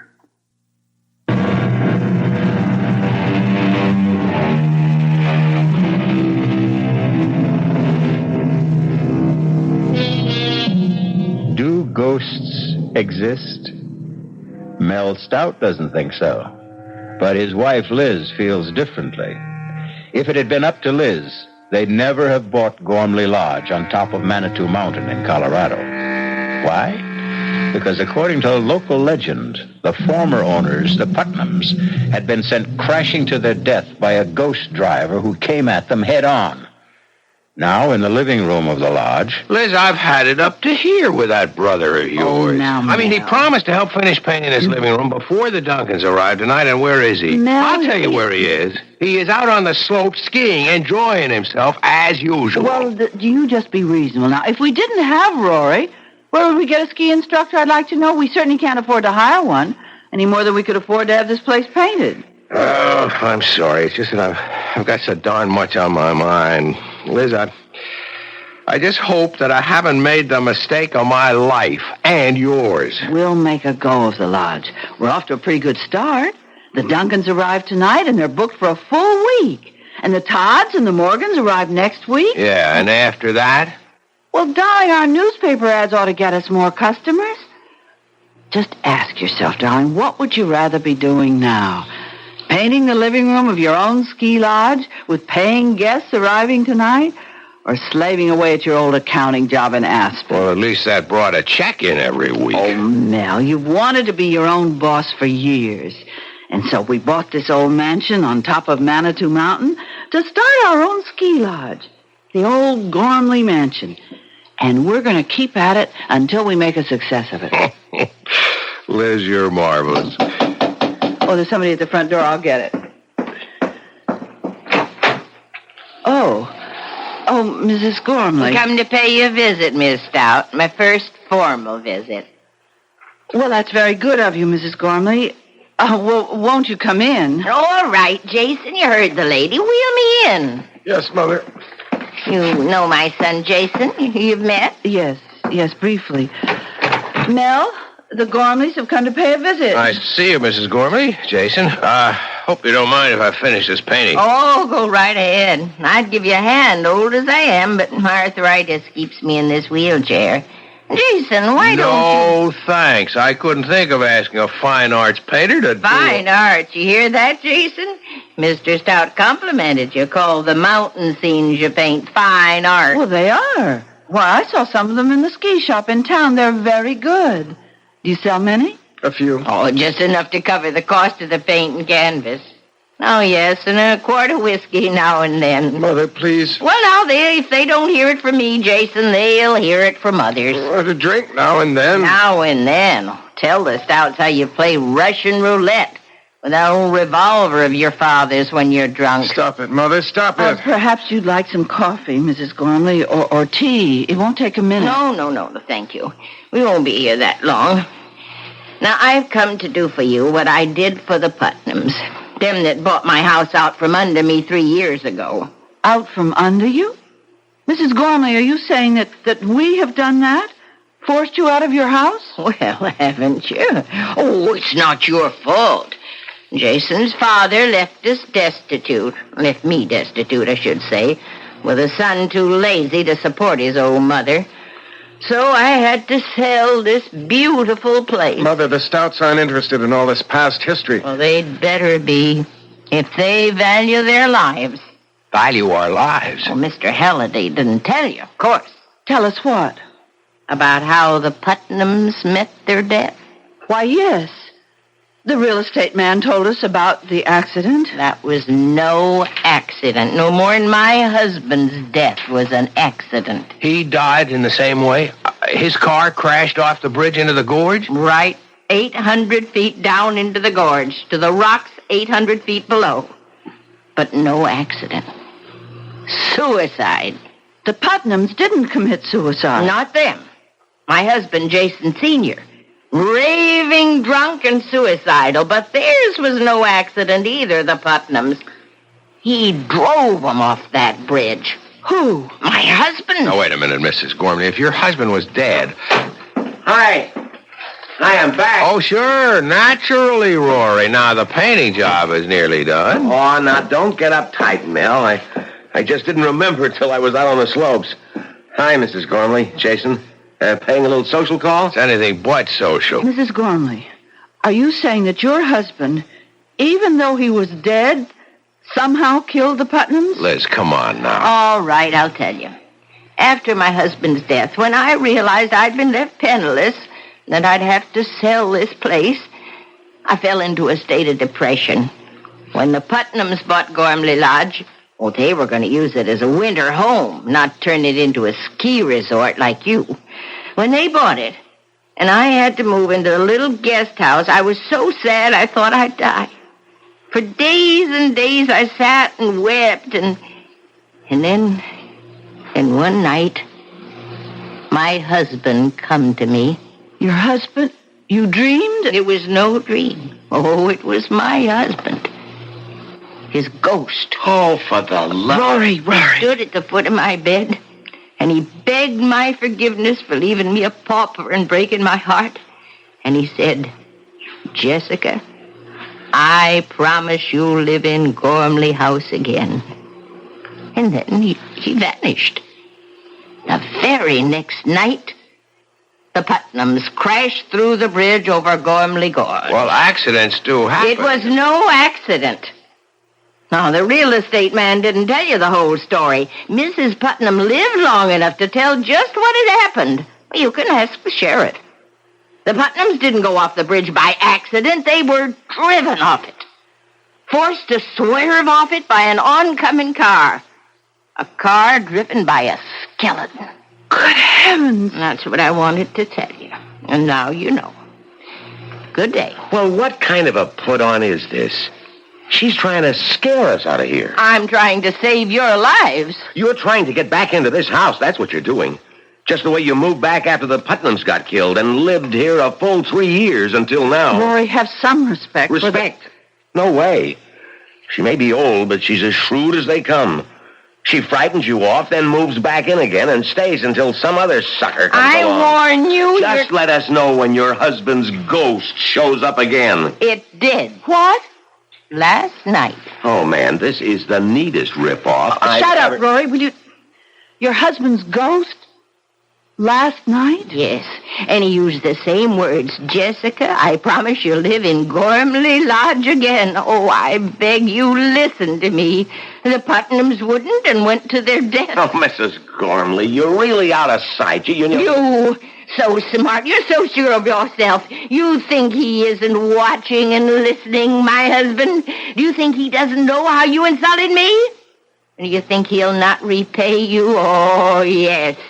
If people are to die this time, too, you will be the first. Now be warned. Jason, Wheel me back. Be warned.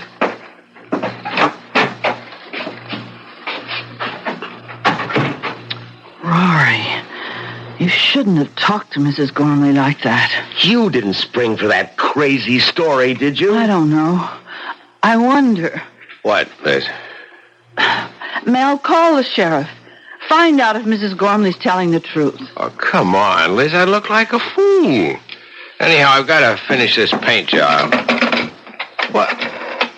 Liz, you're not... I must find out. Suit yourself. You always do.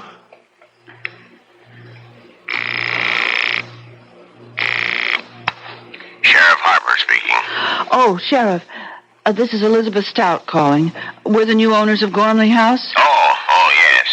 What can I do for you, Mrs. Stout? Well, we just had a visit from Mrs. Gormley. Oh? What do you mean, oh? Oh, nothing, Mrs. Stout, only she can be a little hard to take, getting on in years. Yes, well, what I wanted to ask you... Of course, you remember the accident to the Putnams 3 years ago, crashing off the bridge over Gormley Gorge. Yes, I remember. Well, according to Mrs. Gormley, Mrs. Putnam lived long enough to tell you what had caused the accident. Is that so? Yes, it is. And what did she tell you? Well, now, Mrs. Stout, she was near death. Maybe out of her head with pain and shock. What did she tell you, Sheriff? Did she tell you that they had been forced to swerve off the bridge because of another car that came straight at them? A car with a skeleton driving it? Well, as I said, she was out of her Did head. she? Yes, that's the story she told me. Thank you. Goodbye. So? Mrs. Gormley told the truth.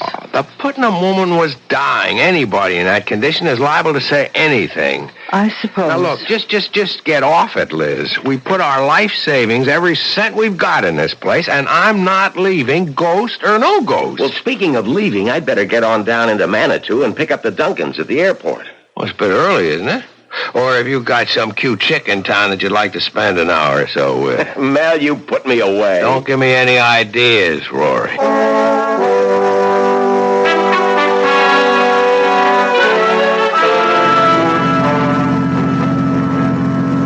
This is some road, Rory. You drive it often? In the dark, I mean? A few times, Mr. Duncan. Well, it's frightfully steep and curvy. Now, don't push the panic button, Mrs. Duncan. I'll get you to the top of Manitou Mountain safe enough.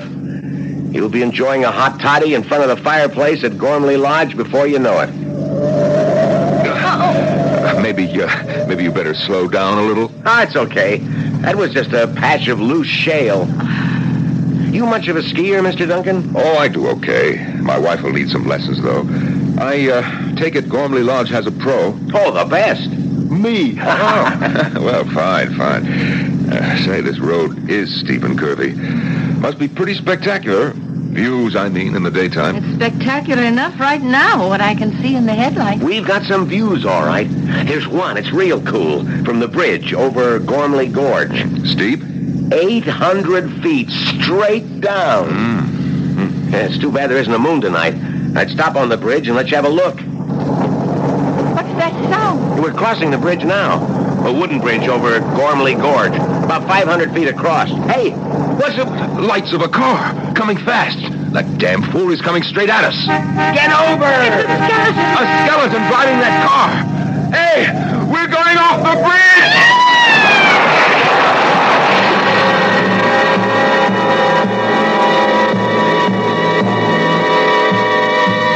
Have you ever seen a ghost? I asked you. Well, if you haven't seen one before, you've seen one now. I don't know about you, but I'd like to take a break to, well, steady my nerves. I'll be back shortly with Act 2. If you have the nerve to return, that is.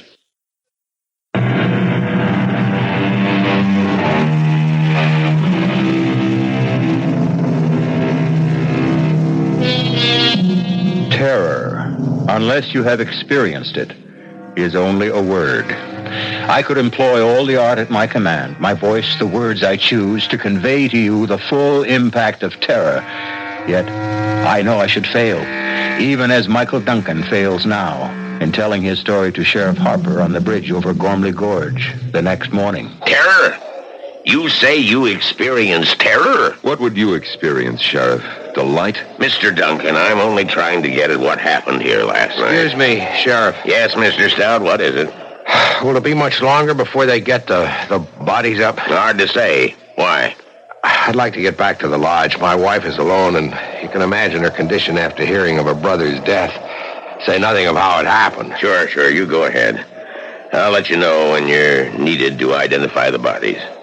I'm sorry about your brother-in-law, Mr. Stout, and the publicity. Publicity? And this is the second time the ghost driver has struck. Ghost driver? And the news has got out. I hear they're sending reporters over from Aspen. That's great. That's just what I need. That'll end my ski resort business for good. Not that it ever got started. Wait a few minutes and I'll ride back up with you.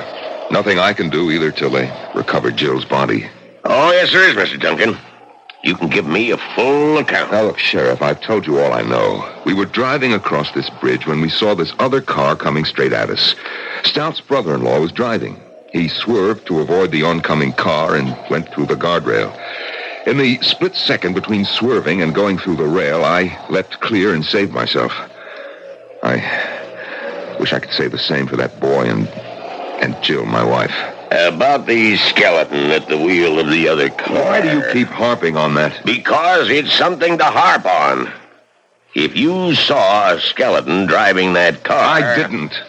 You said... I know what I said, but I've got to be wrong. I couldn't have seen what I thought I did. Why not? Because I don't believe in skeletons driving cars. I don't believe in ghosts. Now, take it easy, Mr. Duncan. All I'm after is a complete report. The fact. All you're after is the publicity you're going to get out of this. Put you on the map, won't it, Sheriff? Why, you might even get a job in one of the big Colorado ski resorts like Aspen or Vail. That'll be enough, Mr. Duncan. You can go. I'll phone the lodge when I need you.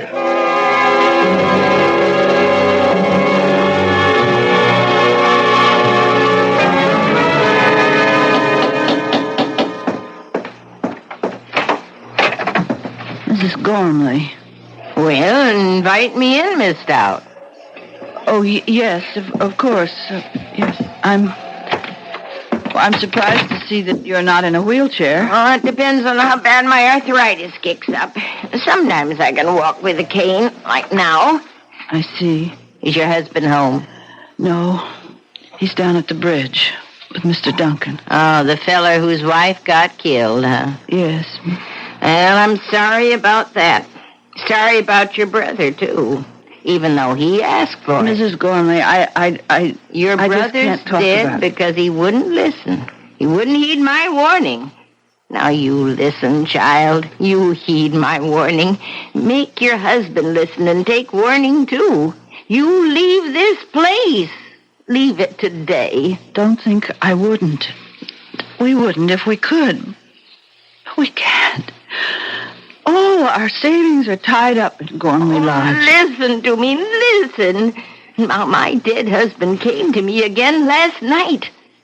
And he promised me again I'd return to this house. You love this old house, don't you? Well, it was my life. You're a woman. You understand how that is. Yes. I came here a bride 40 years ago. Jason, Senior, that is. He was just starting his career as a painter. Jason, my son, was born here. There was another child, a little girl. She died here. No, this house isn't made of wood and stone. I'm sorry. I'm so sorry. Oh, I think they've come back. Yes, my husband and Mr. Duncan are back. Well, I'll go then. Oh, well, Mrs. Gormley, I'm going to put some coffee on. You stay. Have a cup. No, I can't bear to go on looking at people who I know are going to die. What's this? Die? Who's going to die now? You are, Mr. Stout. You and your wife. If you don't heed my warning and leave, As soon as possible. Now, what's all this, Stout? Who is this woman? Jessica Gormley used to own this place. Oh, the woman you told me about. The one who claims her husband's ghost visits her. I don't just claim it. It's true. Who are you? My name's Michael Duncan. Oh, yes. The one whose wife went to her death in the gorge last night. Well, you take my advice, too. You leave here. Leave as fast as you can. How about a drink, Stout? Oh, so you two won't listen. The ghost driver killed your wife last night, and yet you won't listen. Well, let me warn you once and for all. What was that? A shot. It was a gunshot. Jason! Oh, it's happened. He's killed himself. Oh. She's fallen. Liz, help her up and keep her here. Duncan, you come with me.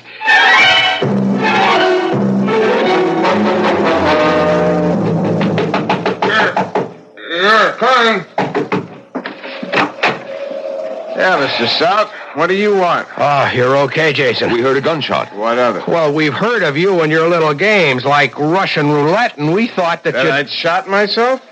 No such luck. Come in if you want to. Oh, the gunshot we heard. I fired it. Deliberately. You fired that shot deliberately? You ask a lot of questions for someone I haven't even met. It's Mike Duncan. He and his wife are to be my first guests. It was his wife who got killed last night. Oh. I'm sorry. How did you escape? Flung myself from the car just before it went through the guardrail. Well, you better keep an eye out for the old man's ghost. He'll be after you. Mr. Gormley, I don't believe in ghosts. Now, why did you fire that revolver? What business is it? All right, I'll tell you. You'll think it's nutty. I'm sure. I've been playing Russian roulette with this gun for years, ever since my father died. And I always win. Or lose, depending on how you look at it. And how do you look at it, Jason? I give it to you straight, Mr. Stout. I want to lose. For years now, I've picked up the gun like this. Oh, no, not every day. Maybe once a week. Once every other week. Whenever the mood comes on me. And I put it to my temple. Like this. Wait a minute. Don't worry. Gun's empty. I haven't put in a fresh bullet yet. You see, the reason I deliberately fired that bullet I had in this gun was to find out if the thing was a dud. It wasn't. Too bad. May I shake your hand, Mr. Duncan? You're the first man I've ever met who says what he thinks. You want to kill yourself? Go ahead. I like you. You do speak your mind. And now, gentlemen, if you'll excuse me, I've got to get back to this painting of mine. By the way, what do you think of it? Pretty lurid, isn't it? That's just the right word for it, Mr. Stout. See? There's the car swerving and crashing through the bridge. The oncoming ghost car with the skeleton at the wheel. All in flaming color. I knock out one an hour. I slap a frame on it and I sell it in Manitou for $20. So excuse me, will you? Business is going to pick up, thanks to last night. And I want to be ready to supply the demand.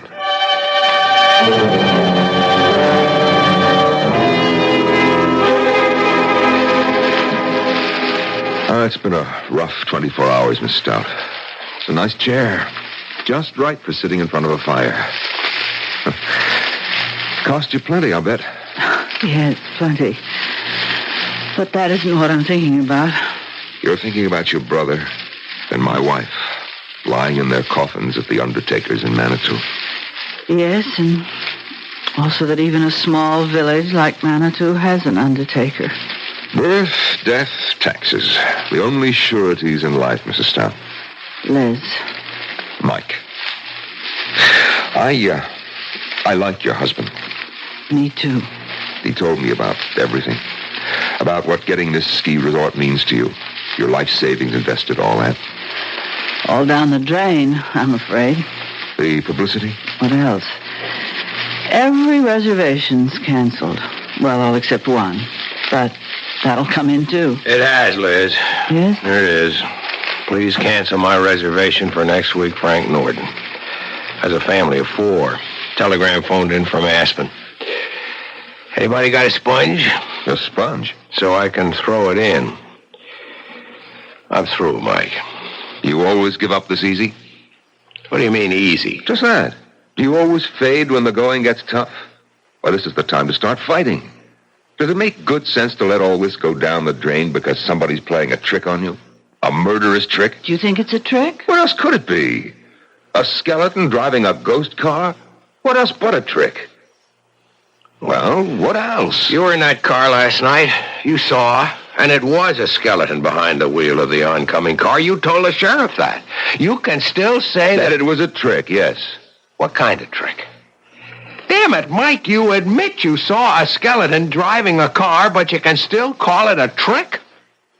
See, I see you don't answer. Look, Mel, I'm a practical man, a businessman. You think being a businessman is simple? No. I've had troubles that would make yours look like nothing. Today you won't find anybody more successful than me. But I've been bankrupt twice. Yes, and paid off every cent. How? Well, not by running away the way you want to, but by standing up and fighting.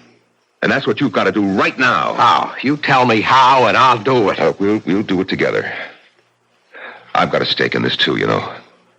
My wife is dead. Murdered. Yes, murdered. Not by a ghost, but by a trick. And if it's the last thing I do, I'm going to find out who played that trick and make him pay. And you don't think it's a ghost? Do you? Answer me. Do you believe in ghosts? Did you believe before you came here and ran into this mess you're in? Well, no, I didn't. Then why start believing now? Ghosts, my foot. Now, this is a trick. Somebody wants to stop you from turning Gormley Lodge into a ski resort. And if you ask me, it's the Gormleys. One or the other or both is behind all this.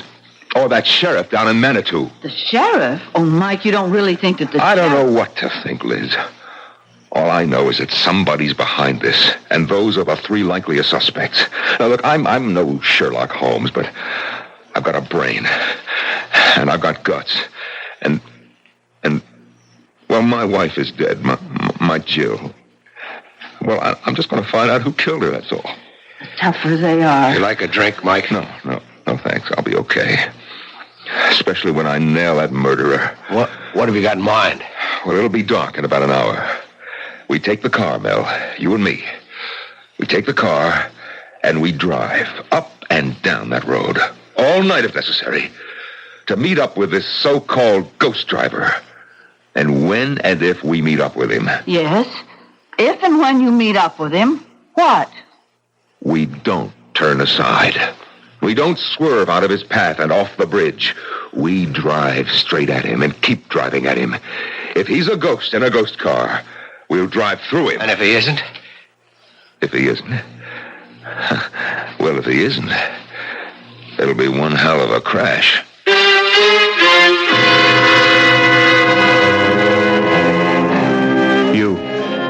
You out there listening, what would you do?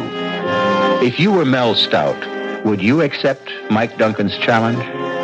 If you were Liz Stout, would you let your husband accept it? It can mean his death, you know. What exactly would you do? I'll be back shortly with Act 3. This is WBBM Chicago, News Radio 78.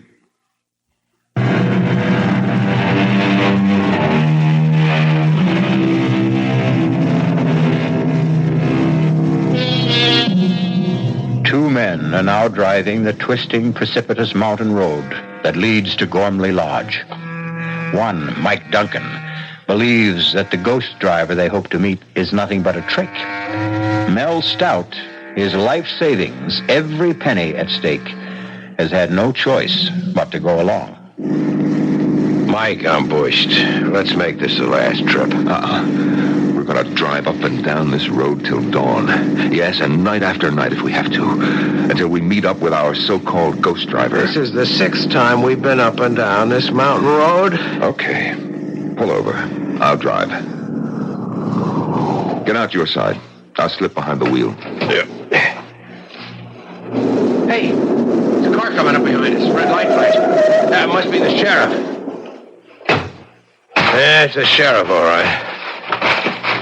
Mr. Stout. Oh, and you, Mr. Duncan. What are you doing here, Sheriff? Well, that's what I want to ask you. I got a report from Mountain View House across the valley there that they were seeing headlights going up and down this road. Guess I don't have to tell you everybody around here's on edge after what happened last night. Now, what are you up to? We're not up to anything, Sheriff. We're driving this road in hopes of meeting up with whoever or whatever killed my wife and Mr. Stout's brother-in-law. And get yourselves killed in the bargain? Oh, no.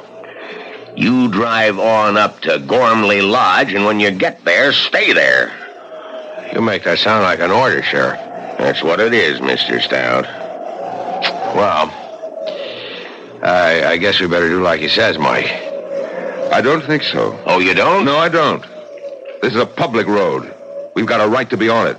Unless we're doing something that breaks the law, and we're not. You're a kind of troublemaker, Mr. Duncan, aren't you? Sheriff, I never go looking for trouble, but I know how to handle it when it comes my way. Now, either you arrest us for breaking some law or other, in which case you'd better be prepared to back it up, or I'll sue the town of Manitou and you for false arrest, or get off our backs. I'm not on your backs. I'm trying to save your lives. Take my advice. Advice, huh? I thought it was an order. All right, wise guy. Have it your way. Go ahead and get killed and be damned to you. Let's go, Mel. You can sure sound tough, Mike. No small-town sheriff pushes me around. Well, he's only trying to do his job. Maybe, and maybe not. What do you mean? I don't know. But that's what we're going to find out. Tonight, tomorrow night, or whenever. Oh, there's the bridge ahead. Yeah, maybe you better slow down. No. If it's a ghost, we'll go through it. If it isn't... Mike, headlights coming toward us. Now, look, don't lose your nerve. Coming closer. We're going to crash if you don't... Mike! Driving that car, it's roaring! Your brother-in-law, my God!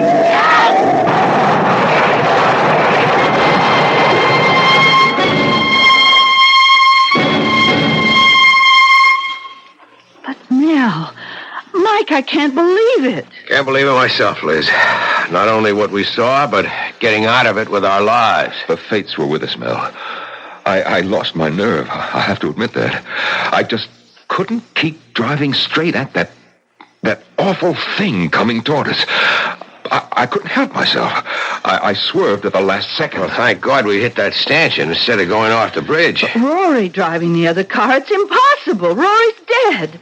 We're burying him tomorrow. Rory's dead, that's for sure. But it was Rory driving that car, that's for sure, too.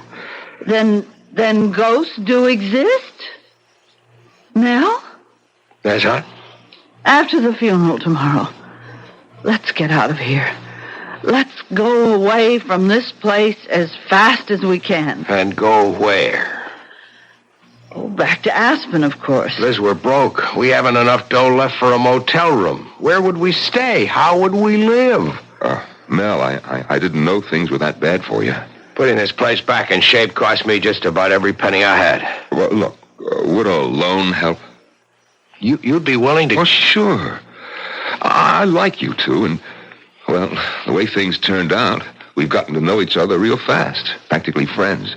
So... well, if you can use a loan... That's generous of you, Mike. It is generous of you, Mike, and I appreciate it, but... no, thanks. What'll you do? Do what you said I ought to do. Fight this thing.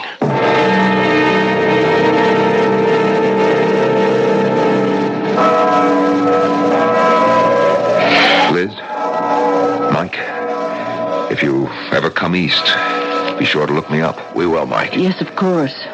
You won't change your mind about the loan? Can't. Would only be putting off what's bound to happen. Unless... Unless what? Unless I can find the answer to what goes on here. There's something bothering me, something I feel that I saw somewhere but didn't pay much attention to at the time. Well, what about it, this something? It's just something that's bothering me is all. Something that just could give me the answer to all of this. Well, good luck. You deserve it. Oh, there's the taxi that's going to take me to the airport. Goodbye, Liz. Goodbye, Mike. Bye, Mike, Bye. and thanks. Well, we'd better get on back, Liz. Liz, you coming? Yes. But, Mel, you better know it now. No matter what you intend to do, I won't be staying.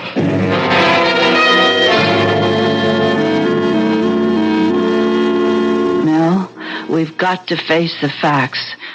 Buying this place was a big mistake. I admit it now. But there's no sense in crying over spilt milk. What's done is done.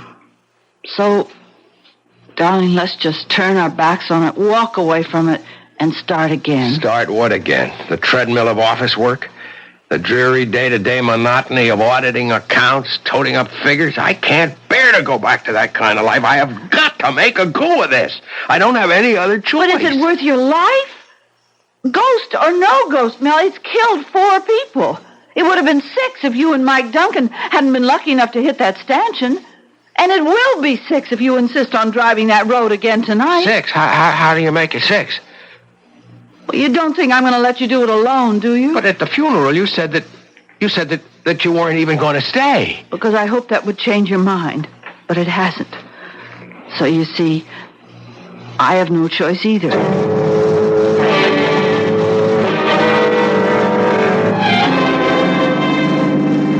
It's just like last night with Mike. From the top of the mountain down to Manitou, then back up again, and no sign of him. But he did show, finally. And Mike lost his nerve, swerved aside at the last second. Let's hope I don't lose mine. Will it matter? What do you mean? Well, if you lose your nerve, we'll go off the bridge. If you don't, and the ghost car isn't a ghost car, we'll be killed in the crash. If there is a crash, but there won't be. You seem awfully sure of that. I am. Remember at the cemetery I told Mike there was something I had seen but hadn't paid any attention to? Yes. And that if I could only remember what it was, I'd have the answer to all of this? Yes. Well, it's come to me. Driving up and down the mountain tonight, it suddenly came to me. See, it wasn't something I'd seen. It was something I'd heard and paid no attention to. Something I knew but didn't realize what it meant. And if I'm right, Liz, if I'm right... What is it? What did you remember? We're on the bridge now. Let me concentrate on driving. Mel? Mel! Mel, there it is, the ghost car. It's coming straight for us. Yes. And behind the wheel, driving it, it's Rory! Oh, my God, it's Rory! Oh, we buried Rory! But then it's his ghost, Mel! Get your hands off the wheel! Don't try to turn the wheel! We're gonna crash! Mel! Mel!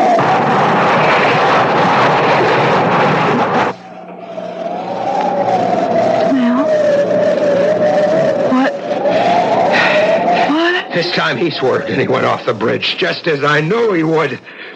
How? How did you know? Later, Liz. Right now, we better get up to the lodge and phone the sheriff.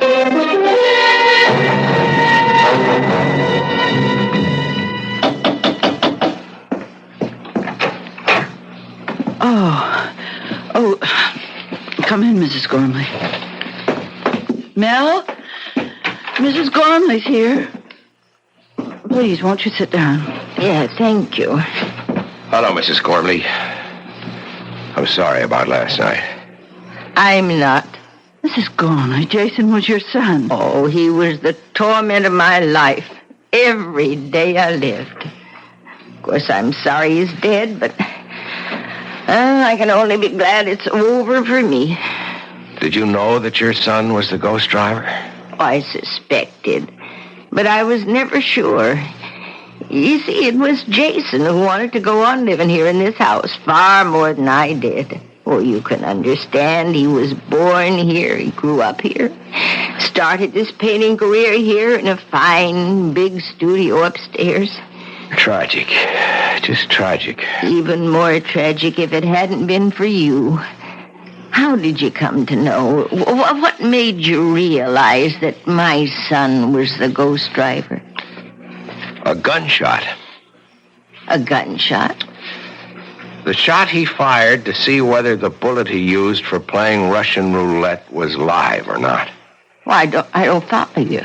You see, something kept bugging me, Mrs. Gormley, but I couldn't nail it down because I kept thinking it was something that I'd seen. But then suddenly I realized it wasn't something I'd seen, but something I'd heard. That gunshot. I still don't know. It got me to thinking about Jason playing Russian roulette, playing with life and death. And that got me to thinking a step further. Sure, Russian roulette. Only a fool or a would-be suicide would play it. But the fact remains that the odds are in his favor. Every time Jason spun the barrel of that gun and pulled the trigger, the chances were 5 to 1 against firing the bullet. Oh, but what was the connection between that and the ghost driver? Driving a car straight at another car is just another form of Russian roulette. Ah, yes, I see. Well, Sheriff Harper came to see me, and he said Jason was wearing a mask, a papier-mâché mask of your brother's face. Yes, and it wasn't a very good likeness of my brother. But it didn't have to be. It looked enough like him to fool you when you saw it under those awful conditions. The night and the headlights and the car coming straight at you. Fear did the rest. There must be another mask, the skeleton face. Oh, there is. We searched the studio and we found it, Sheriff Harper and me. Yeah, well, it's all over. Jason's at peace at last. God knows I soon shall be. Well, good day. It's funny, though. What, Mrs. Gormley? Well, we've searched and we've searched, but we couldn't find a mask of my husband's face. What made you think there was one? Well, you see, when I heard about the masks, I thought it must have been Jason who came and stood at the foot of my bed. Not my husband's ghost.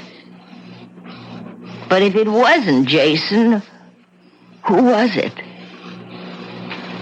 What was it?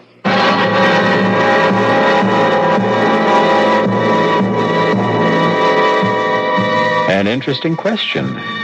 What was it indeed? Makes you wonder.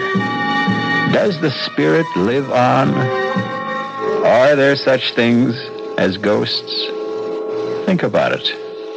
I'll be back shortly.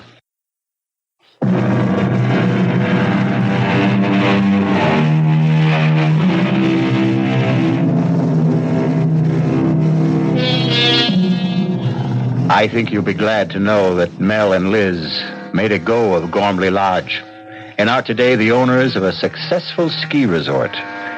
Old Mrs. Gormley passed on a few years ago. When the guest cottage was renovated, a really thorough search was made for that mask of Jason Sr.'s face, but no sign of it was ever found. Curious. Very. Our cast included Augusta Dabney, Mason Adams, Mary Jane Higby, Norman Rose, Nick Pryor, and Leon Janney.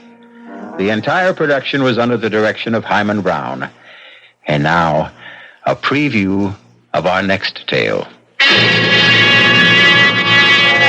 As we moved into that parlor, I was super conscious of my host's reaction to the parcel he bore in his hands. Although there was no superscription from the sender, I had an infallible feeling that he sensed exactly where it had come from. That somehow I was accidentally part of a climax in the life of this strange and vital man. We've talked about my trophies, Monsieur Dabney. Yes. The ones I've mounted, the others too clumsy and large to render that way. Yes. And the third, so far, I've had no right nor courage to mount. What are you saying, Sir John? There is no reason for my receiving this parcel that I can conceive, except one. That I've found no refuge here. I've been betrayed. Radio Mystery Theater was sponsored in part by new sugar-free Diet 7-Up. This is E.G. Marshall inviting you to return to our Mystery Theater for another adventure in the macabre. Until next time, pleasant dreams.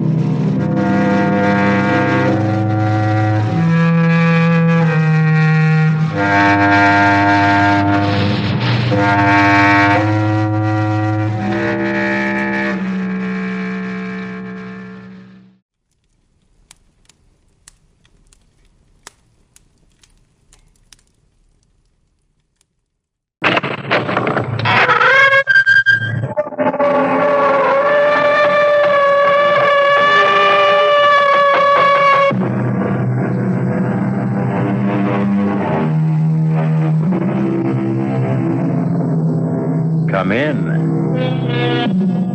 Welcome. I'm E.G. Marshall. Welcome to the world of eerie imagination. The fear you can hear.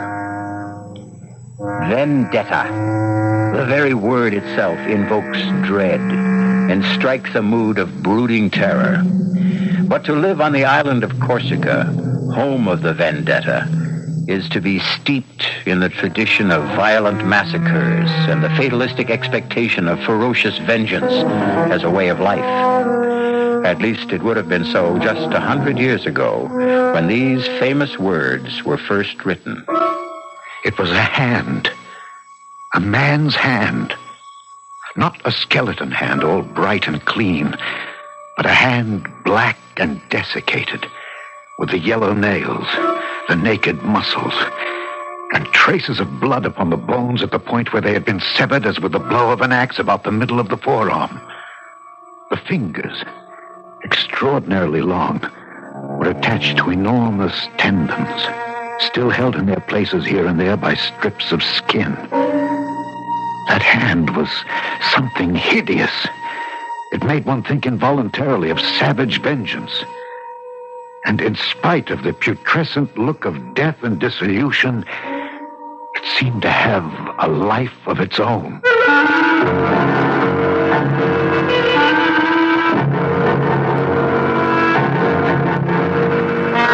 Our mystery drama, The Hand, was especially adapted from the Guy de Maupassant classic for the Mystery Theater by Ian Martin and stars Alexander Scourby. It is sponsored in part by new sugar-free Diet 7-Up and by the Kellogg Company, makers of Kellogg's Special K cereal. I'll be back shortly with Act One.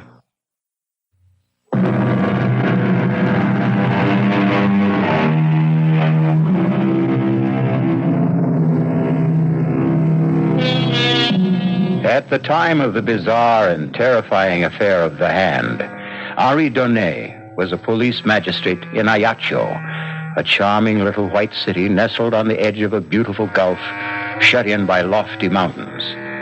Most of the cases he had to investigate or prosecute there were cases of vendetta, but these were Corsican against Corsican. This affair of the Hand was alien against what? Something far more alien, perhaps supernatural. That was not until later, of course. For now, the only alien presence was a neighbor of Henri's, a Sir John Rowell, lately come to the island to settle down, and an object of great speculation among the native population. Well, there goes my new neighbor again. Does he go hunting at twilight? No, Bernard. At least as a magistrate, I hope not. Well, what's he shooting at then? I don't know, Marguerite. We have no sharks. The wolves and other predators stay in the mountains, and he's not been here long enough to start a vendetta. Oh, I am not sure. Listen to that. Oh, no call for alarm, Doctor. I'm quite sure your services will not be needed. It is the same pattern night and morning. Well, Henri, then what is he shooting at? A target, I suppose. He's keeping his eye sharp. But for what? Ah, now, that is the question. Have you seen him? He is immense and very powerful. And he doesn't encourage visitors. He has 2 huge Alsatian hounds that look ready for the kill at a word.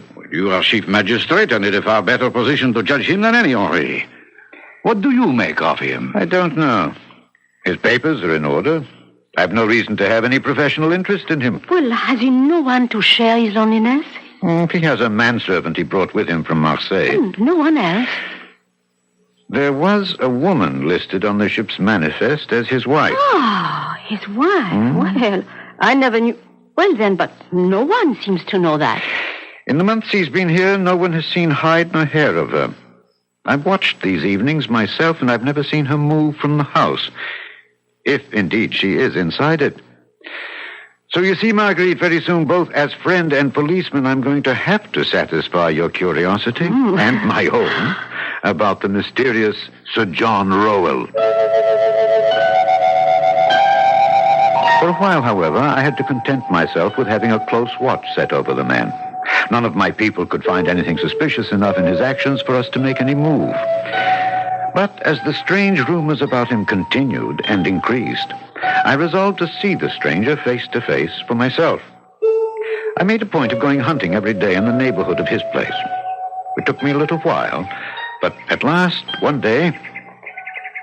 So, bien, Fernand, hold the point. You flushed him. Got him right under the Englishman's nose. Go fetch him, Fernand. Fernand, hold. Hold them. Whiskey! Down, boy, down! That's it. Good dog. Hold. Here, Whiskey, here. My apologies, sir. Your bird, I believe? No, not at all. I shot him right from under you. Sorry. I didn't know you were there. Nor I you. Allow me. I'm John Royal. Yes, I know, Sir John. I am your neighbor up there on the hill. Henri Donnet. Pleasure. Damn fine shot. Sir John, will you accept the game as an apology for shooting over your field? That's very generous. I'll accept on one condition. What's that, Sir John? That you let me return the compliment and ask you to join me in a glass of ale. Well, good. I will be only too glad to accept.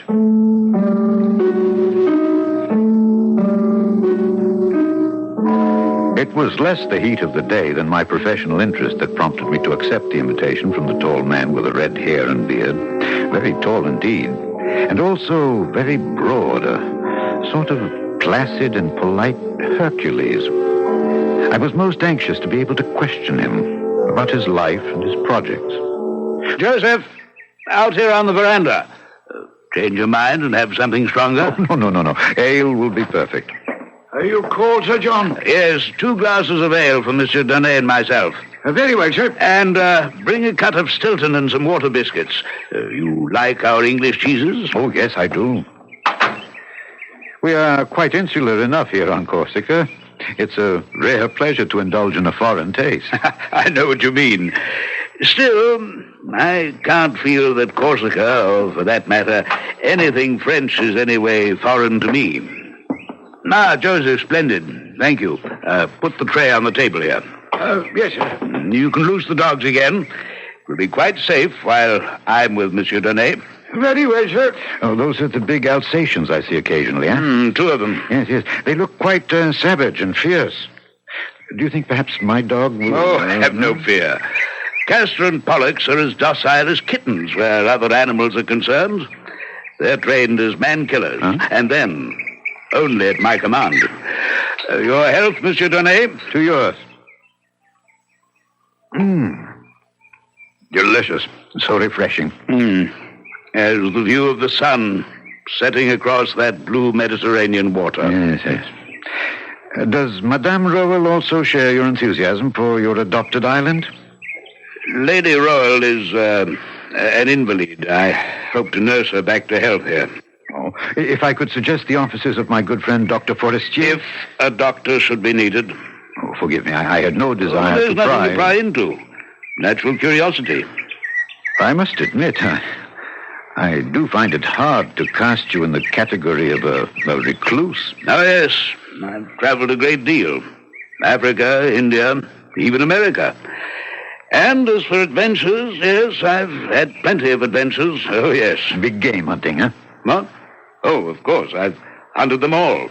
Tiger, elephant, rhinoceros, gorilla. The name's a legion. Oh, all very dangerous animals. Terribly so. Not really. When you compare them to the worst of all. Oh, what? What else, Monsieur Dann? In your profession, you must know him too. Man. Man himself. Hey, Sir John, come quickly! What on earth? Forgive me. I followed Sir John down the front steps of the veranda as he took them 2 at a time and disappeared around the corner of the house. I would have followed him further, except as chance had it. I turned my ankle quite severely on a loose stone after the bottom step. Stopping in momentary pain, the yelp and snarl of the dog suddenly quieted, and I was conscious of the squeak of the front door of the house. Arrested, I looked up to see, framed in the doorway, a tall, emaciated woman with great bruised half circles underlining her eyes that stared with a feverish gleam. She wore a long, loose, trailing peignoir, And with one hand, she beckoned towards me while clutching something in the other close beneath her breast. Painfully, I limped back up the steps. Help me. Whoever you are, help me. Lady Roll? Whoever I am, this side of the grave, help me. But how? By sending this letter. Post haste. Oh, but please, please, I beg of you on all our lives.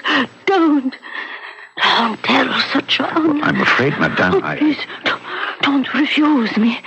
You are my last, best hope. Hope for what? I cannot stay in case he returns, but please, I beg of you, send my letter. She was gone, like a wraith, as though she'd never been. But the letter in my hand was real enough. Before I had time to read the person to whom it was addressed, I found myself involuntarily concealing it in my pocket before Sir John, returning, could see it.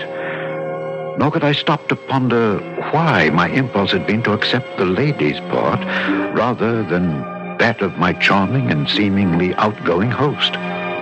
Why I chose to conceal its existence rather than reveal it. My dear Monsieur Donnet, pray forgive me. I'm most sorry we had to be interrupted. Oh, forgive me for not following you, but I turned my ankle. What happened? Oh, the curse of trying to maintain privacy. The curiosity seeker. A farmer from back in the hills named Deschamps, who passes by here on his daily route, for some unearthly reason came skulking round the back of the house and was cornered by the dogs. But what would he have expected to find here? Heaven knows. I've no secrets worth anyone's concern but my own, as I hope you believe. Or is your presence here today more than just a seeming accident? Are you concealing something from me, sir? First time, I was aware that he wore about his loins an American-style gun belt, and that low on each hip, concealed by the flare of his coattails, were two matched pistols with mother-of-pearl handles, on one of which his right hand rested lightly. The letter in my pocket seemed to burn through the lining as I tried to judge whether it caressed that handle by accident or design.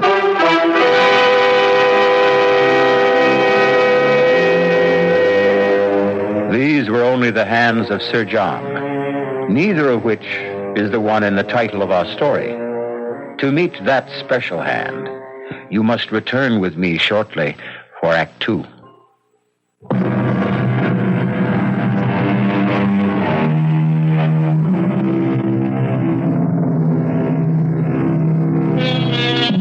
The huge red-haired and bearded Englishman towers over the small, dapper Frenchman. They are as widely disparate men as you can imagine. One all muscle and vital force, the other elastic, supple, poised always for the counterstroke, like a rapier.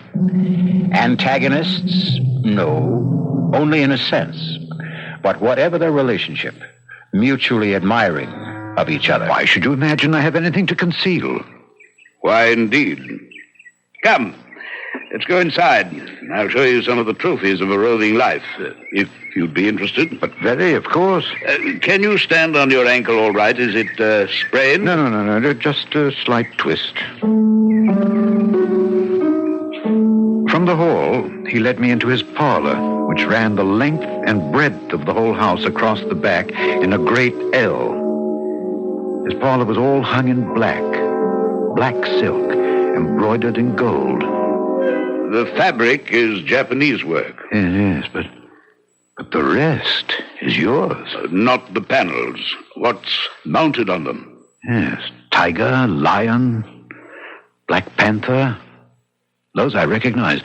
And elephant tusks, I see. The hippo and he and the rhino are a little large for mounting. The rhinoceros is the most dangerous of all, I suppose. Except, as I told you before.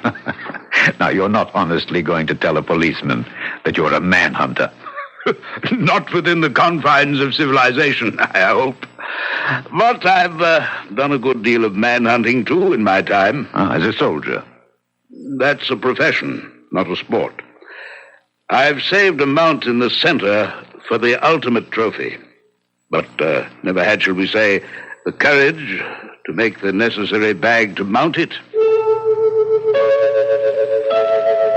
I was following the direction of his gaze to a gapingly empty panel in this bizarre and gory collection from the hunt. A panel conspicuous from all the others since it was lined in red velvet, as if in expectance of framing the pièce de résistance. What would you hope to put there? Once, I would have been tempted. Now, nothing. I keep it there to remind me that it could be my own head that poetic justice could have easily decided to frame. Oh, gad, it's suddenly getting dark. Yes, and I must be off for home. I mustn't hold up your dinner. I've enjoyed our meeting thoroughly. Please, come again.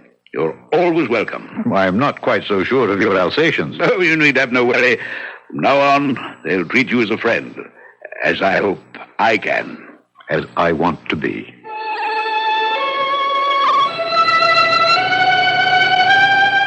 We shook hands, mine disappearing inside his huge one. My conscience stinging at me as I fought a battle between Donnet the man and Donnet the policeman. Climbing the hill back to my villa with Fernand frisking along beside me, I tried to tell myself I was only being practical, that I was giving myself time to make my decision. A decision that was tipped by the testimony I received from Michel Deschamps as I questioned him at the barracks the following morning. Michel, why did you go so near to his house? Well, everybody is curious about him, and... Everybody doesn't go near enough to have two dogs attack him. Well, everybody does not have a milk goat which takes him twice a day by the Englishman's house to see her.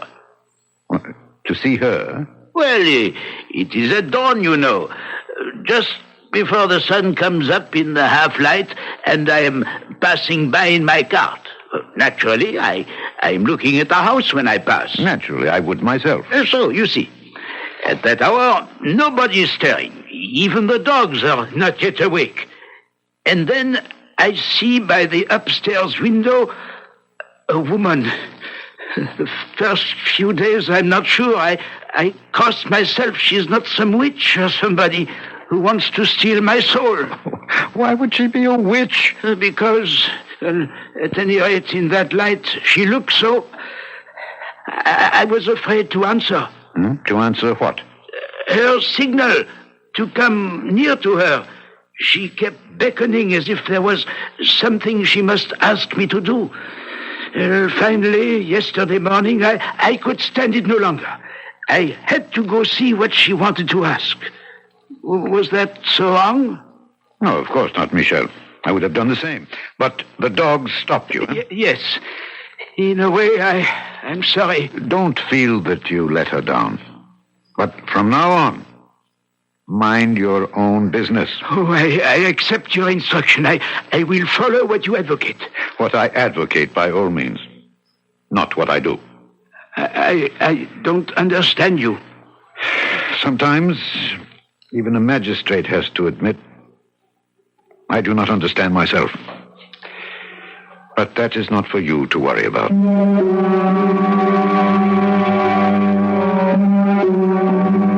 That very morning, there was a mail packet sailing. And I sent off the letter, quickly, almost surreptitiously, without looking at the address, except for the fact that it was to the United States of America. And I forgot it, I imagined. And the months went by.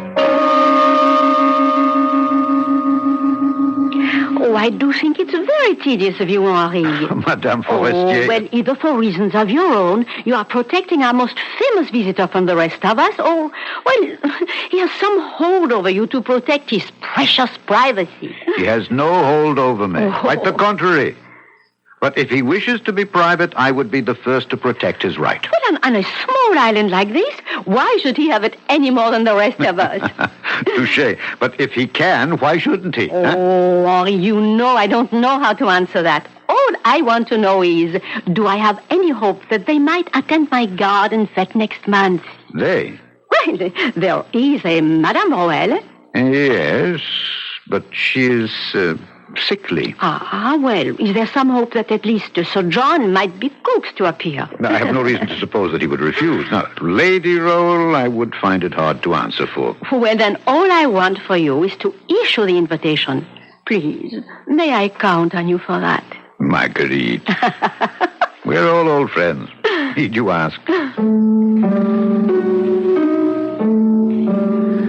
I had my doubts about Sir John, and more particularly his lady, attending any local garden fete. But I could scarcely, in my wildest imaginings, have foreseen how extravagantly and tragically it would be impossible.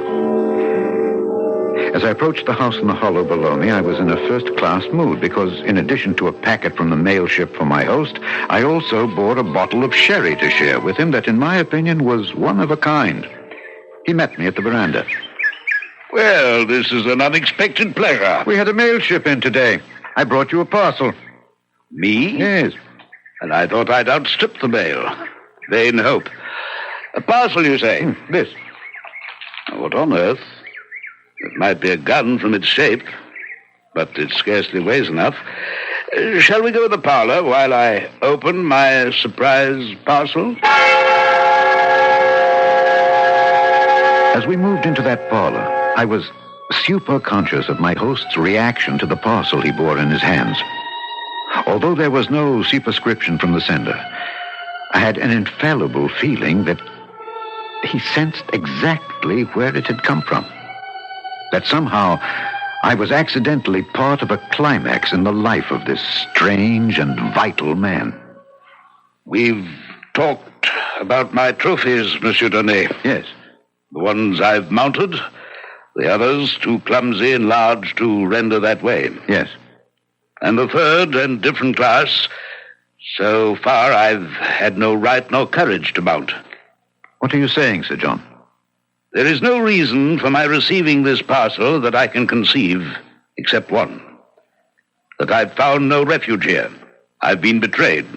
Only my wife could have done that. And who else is there to have aided her determination to destroy me? You're asking me? Yes. You're the only link we have to the world beyond this house. Sir John, believe me, I had no wish to betray you. I'm sure of that. The day we met, your wife, while you were calming the dogs, your wife asked me to send a letter for her. To Richard Roll? Well, I must admit I did not read the address. I did notice that it was to the United States of America. I meant no harm. He meant no harm.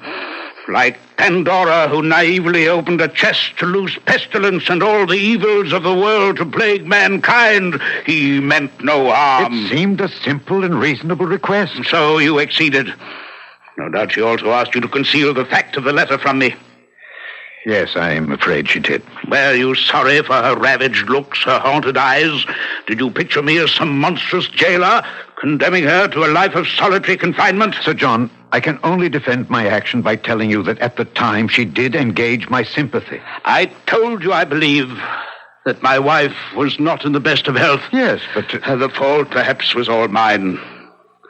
I should have told you that she is insane. Oh, I'm so sorry. A little late for that. The damage is done.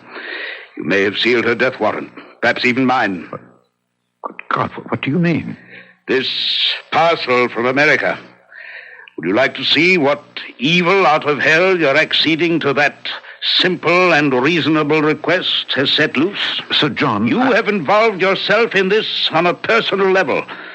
Now I want to involve you on a professional one. As police magistrate, I want you as witness when I open this gift from America. The outer wrapping. Now what do you see? A box. And within it? Something wrapped in canvas. You wrinkle your nose against the smell? Yes, it's very strong. And very familiar? Yes, formaldehyde. Which is used to preserve flesh from mortifying.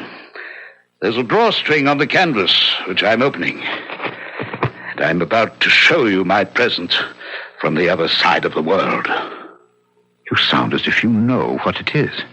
I only wish to God I thought I didn't. I echoed the same wish. But it didn't change the contents. It was a hand. A man's hand. Not a skeleton hand, all bright and clean, but a hand black and desiccated, with traces of blood upon the bones at the point where they had been severed as with the blow of an axe about the middle of the forearm. The fingers, extraordinarily long, were attached to enormous tendons still held in their places by strips of skin. Flayed as it was, that hand was something hideous. It made one think involuntarily of savage vengeance. And in spite of the putrescent look of death and dissolution it had, it seemed to have a life of its own.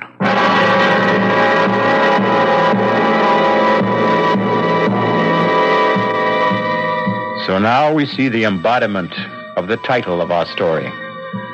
A poor choice of words, since nothing can be more disembodied than a severed hand. Whose hand? And why? And are these nerveless fingers really capable of writing a death warrant?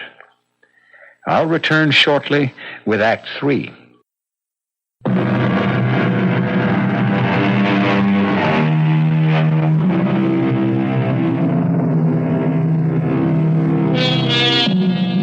In sick horror, his stomach churning with revulsion, Monsieur Danae looks at the loathsome object spilled on the desk between him and Sir John.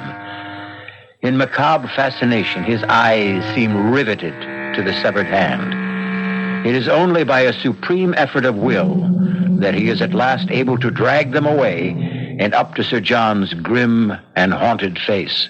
What is it? The hand of a thief. But why?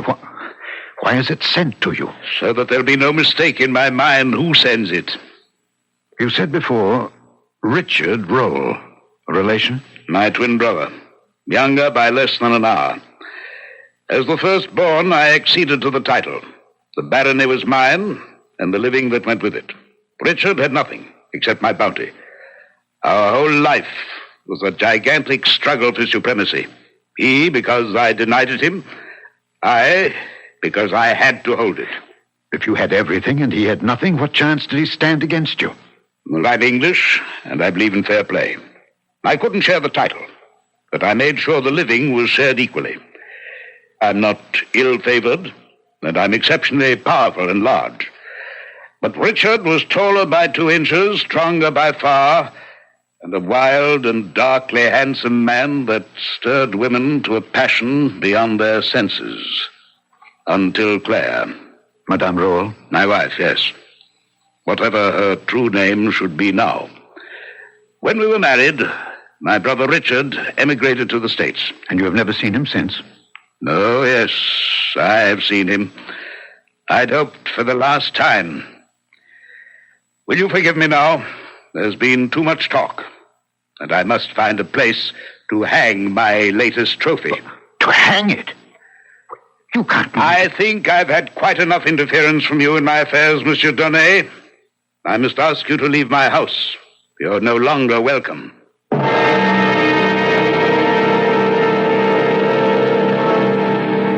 It seemed a long journey up the hill that night, for I did not climb it alone.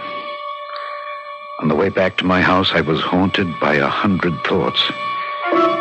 Had I done wrong to send the letter? Whose was the severed hand?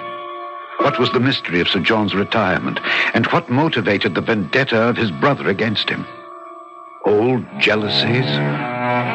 Or was it all as simple as chercher la femme? Certainly, she would not be hard to find. It must be the Lady Roll, if a woman was at the heart of it all. Only one thing I could be sure of now, that I should not be seeing him again. But I was badly mistaken about that. Well, Joseph, what brings you here? Begging your honor's pardon, but Sir John asked if it would be convenient for you to wait on him this evening. Of course, when? If it would suit your honor, now would be fine. It suits me.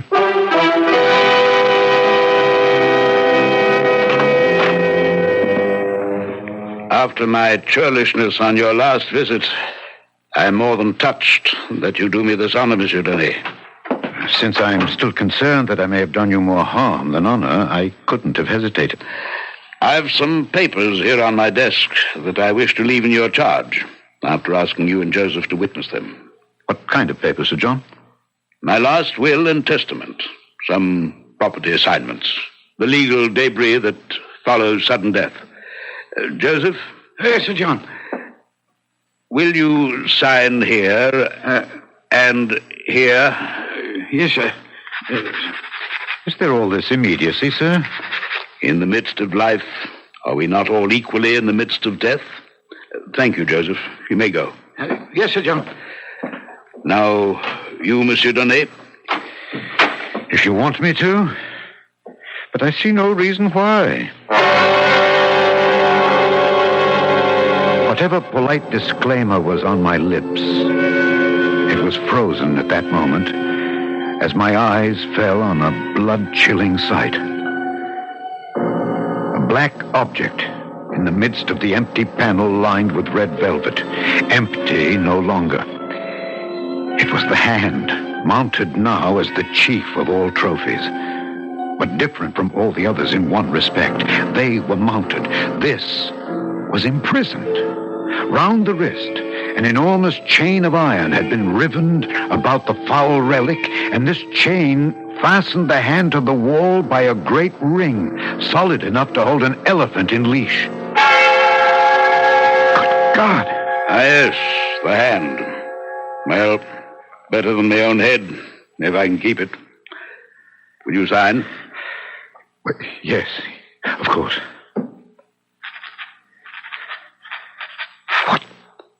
What is it? That hand? That was part of my best enemy. It was cut off with a saber. Good thing for me, I can tell you. It's huge. Enormously powerful. The man must have been very strong. And so far, I've proved stronger. I put the chain on the hand to hold it. The chain is no use. Now the hand can't get away. The chain is necessary. This hand always tries to get away.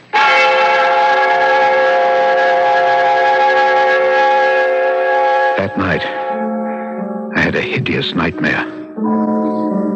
I dreamt I saw the hand, the horrible hand, running like a scorpion or a spider along the curtains and up and down the walls of my room. 3 times I woke up. 3 times I went to sleep again. 3 times I saw the ghastly thing running all over my room and using its fingers like so many legs.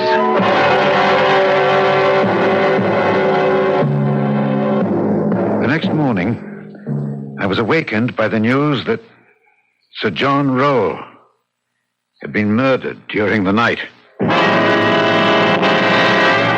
For God's sake, Bernard, act like a doctor instead of some frightened schoolgirl. Oh, no, you have not seen him yet, old friend. Well, is it the first corpse either of us has had the misfortune to look at? The first like this. Oh, how did he die? The cause of death was strangling, but under what shocking conditions. I tell you, Henri, in 30 years as a physician, I have never seen anything like it. In what way? We found him lying on his back in the middle of the room. His coat was torn, one shirt sleeve half pulled off was hanging down. There was every indication that a fearsome struggle had taken place. His face was black and swollen, frightfully distorted. But the most noticeable and terrifying thing was his expression. His expression? Absolute, hideous fear. And small wonder.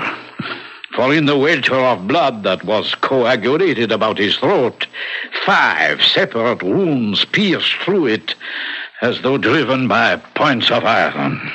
Only 5? It was as if he had been strangled by a skeleton. But that is odd. What? What you just said. Only 5. Well, of course, how stupid of me. There was only evidence of one hand having done the strangling. That makes it even more bizarre. Is there anything even faintly normal about this whole affair?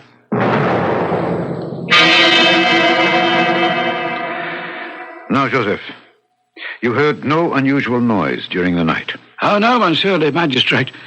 You sleep where? Well, here in that little room off the kitchen there. And there was no sound from the dogs all night long? Oh, no, sir. Yet if a stranger had approached the house... Oh, those dogs would have torn him apart if he was a stranger. But they were quiet? You would have heard them if they had not been, huh?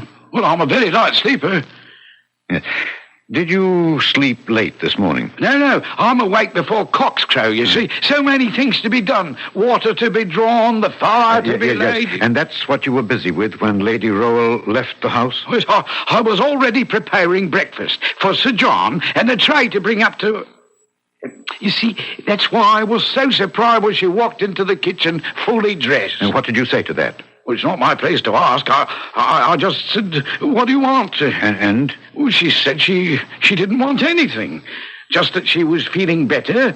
And if Sir John should ask about her, she was off for a little walk along the beach. Oh, that didn't strike you as peculiar? Oh, it most certainly did. And did she go towards the beach? Well, I would have thought so. I didn't actually check on it. Why? You're not aware that she's disappeared? Oh, no, sir. Well, we'll leave that for a moment. All right, then what did you do then? Well, once I had everything simmering like for breakfast, I went up to Sir John's room to assist him in his toilet. You were in this habit? Every morning, regular as clockwork. Continue. Well, he wasn't there, sir. His bed hadn't been slept in. Turned down just the way I left it the night before. So I became alarmed. Everything was out of sorts, you see. I see. And then you came downstairs and found him. That's right. Oh, covered with blood from head to foot. It just don't signify. What does that mean? Well, you knew, Sir John, sir, if ever there was a man built and ready to take care of himself, it was he. Why, he never slept without having loaded pistols or revolvers within arm's reach. And he knew how to use them. Yes. Have you any idea who killed him? Oh, no, sir. Could it have been Lady Rowell? Not a chance, sir. I met her once. She was a tall woman. No, but wasted away, Your Honor, and weak as a kitten. Then who? I don't know, sir. I don't even want to know. Neither did I. Or at least to check on what was in my mind. But I had a duty to my position, and I must admit a morbid drive to support my supposition. He was lying, just as he is now, on this carpet here? That's right, sir. His feet pointed in the same direction? Toward the door. And his head? As it is, sir. Towards the panel directly ahead of you. I felt a creeping sensation that lifted the hackles on my neck. I knew, before I looked, what I was going to see. The sight that I had fought against making a reality. At last, involuntarily, I lifted my eyes to the wall, to the panel where the horrible flayed hand used to be. It was no longer there. The chain, broken, was dangling from the ring. But even that horror was to be succeeded by another. As I bent again over the dead man, between his clenched teeth, I found one of the fingers of the vanished hand, severed or rather sawed off by the teeth about the middle of the second joint.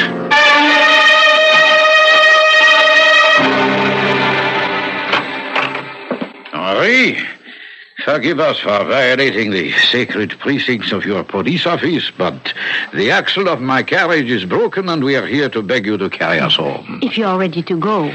I'm always at your service. And tonight, since it grows dark early these evenings, I will welcome company. But surely you're not still brooding over Sir John and his vanished lady? The missing Lady Royal I can accept. Our gulf is beautiful, but the tides are treacherous, and her hold on life at best was tenuous. Perhaps she wanted to end it. The mystery of Sir John is something else again. Something best forgotten, I think. Yes. But it doesn't seem to want to be. Let me show you. Marguerite, forgive me. If you feel faint, close your eyes. Yes. Bernard, you remember you said he might have been strangled by a skeleton? Yes. Yeah. Might he have been strangled by this? Good Lord. So that is the famous hand, huh? Yes, if it were possible, such a hand could have made the wounds on its throat, but where did you find this? It was discovered last night in the cemetery on the tomb of Sir John Roll. And mark one thing well. What? The index finger is missing. The one we found in the corpse's mouth.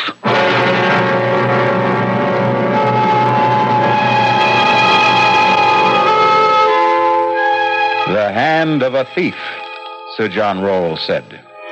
His brother Richard? But if so, what did he steal? His wealth? His reputation? His wife? And if his brother, in some gargantuan and titanic duel, struck off his hand, and Richard sought vengeance, which of his hands was the instrument that brought an end to the intense and private vendetta? De Maupassant doesn't tell us.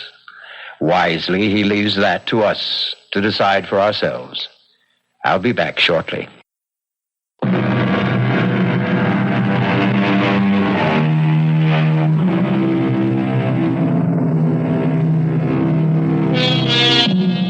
I won't easily close my eyes tonight, for fear that my mind's eye will conjure up a vision of the black and desiccated hand with the yellowed nails, scrabbling like some loathsome crab across the floor, up and over my bed, and scuttling around the walls.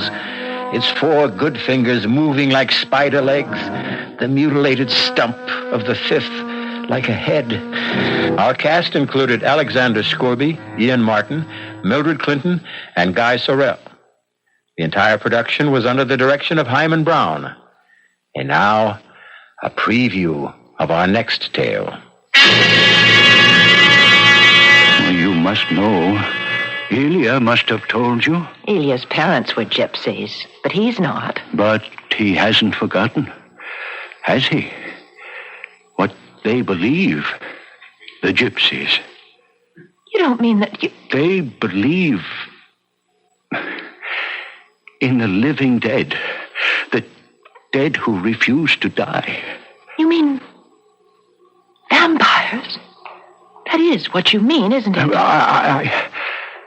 I never said I believe. But you let her sew the blackthorn into your coat? But I couldn't stop her. But why now? Why today? Oh. You don't mean... Mother? Marie believes your mother has become a vampire. Radio Mystery Theater was sponsored in part by Anheuser-Busch Incorporated, brewers of Budweiser. This is E.G. Marshall inviting you to return to our Mystery Theater for another adventure in the macabre. Until next time, pleasant dreams.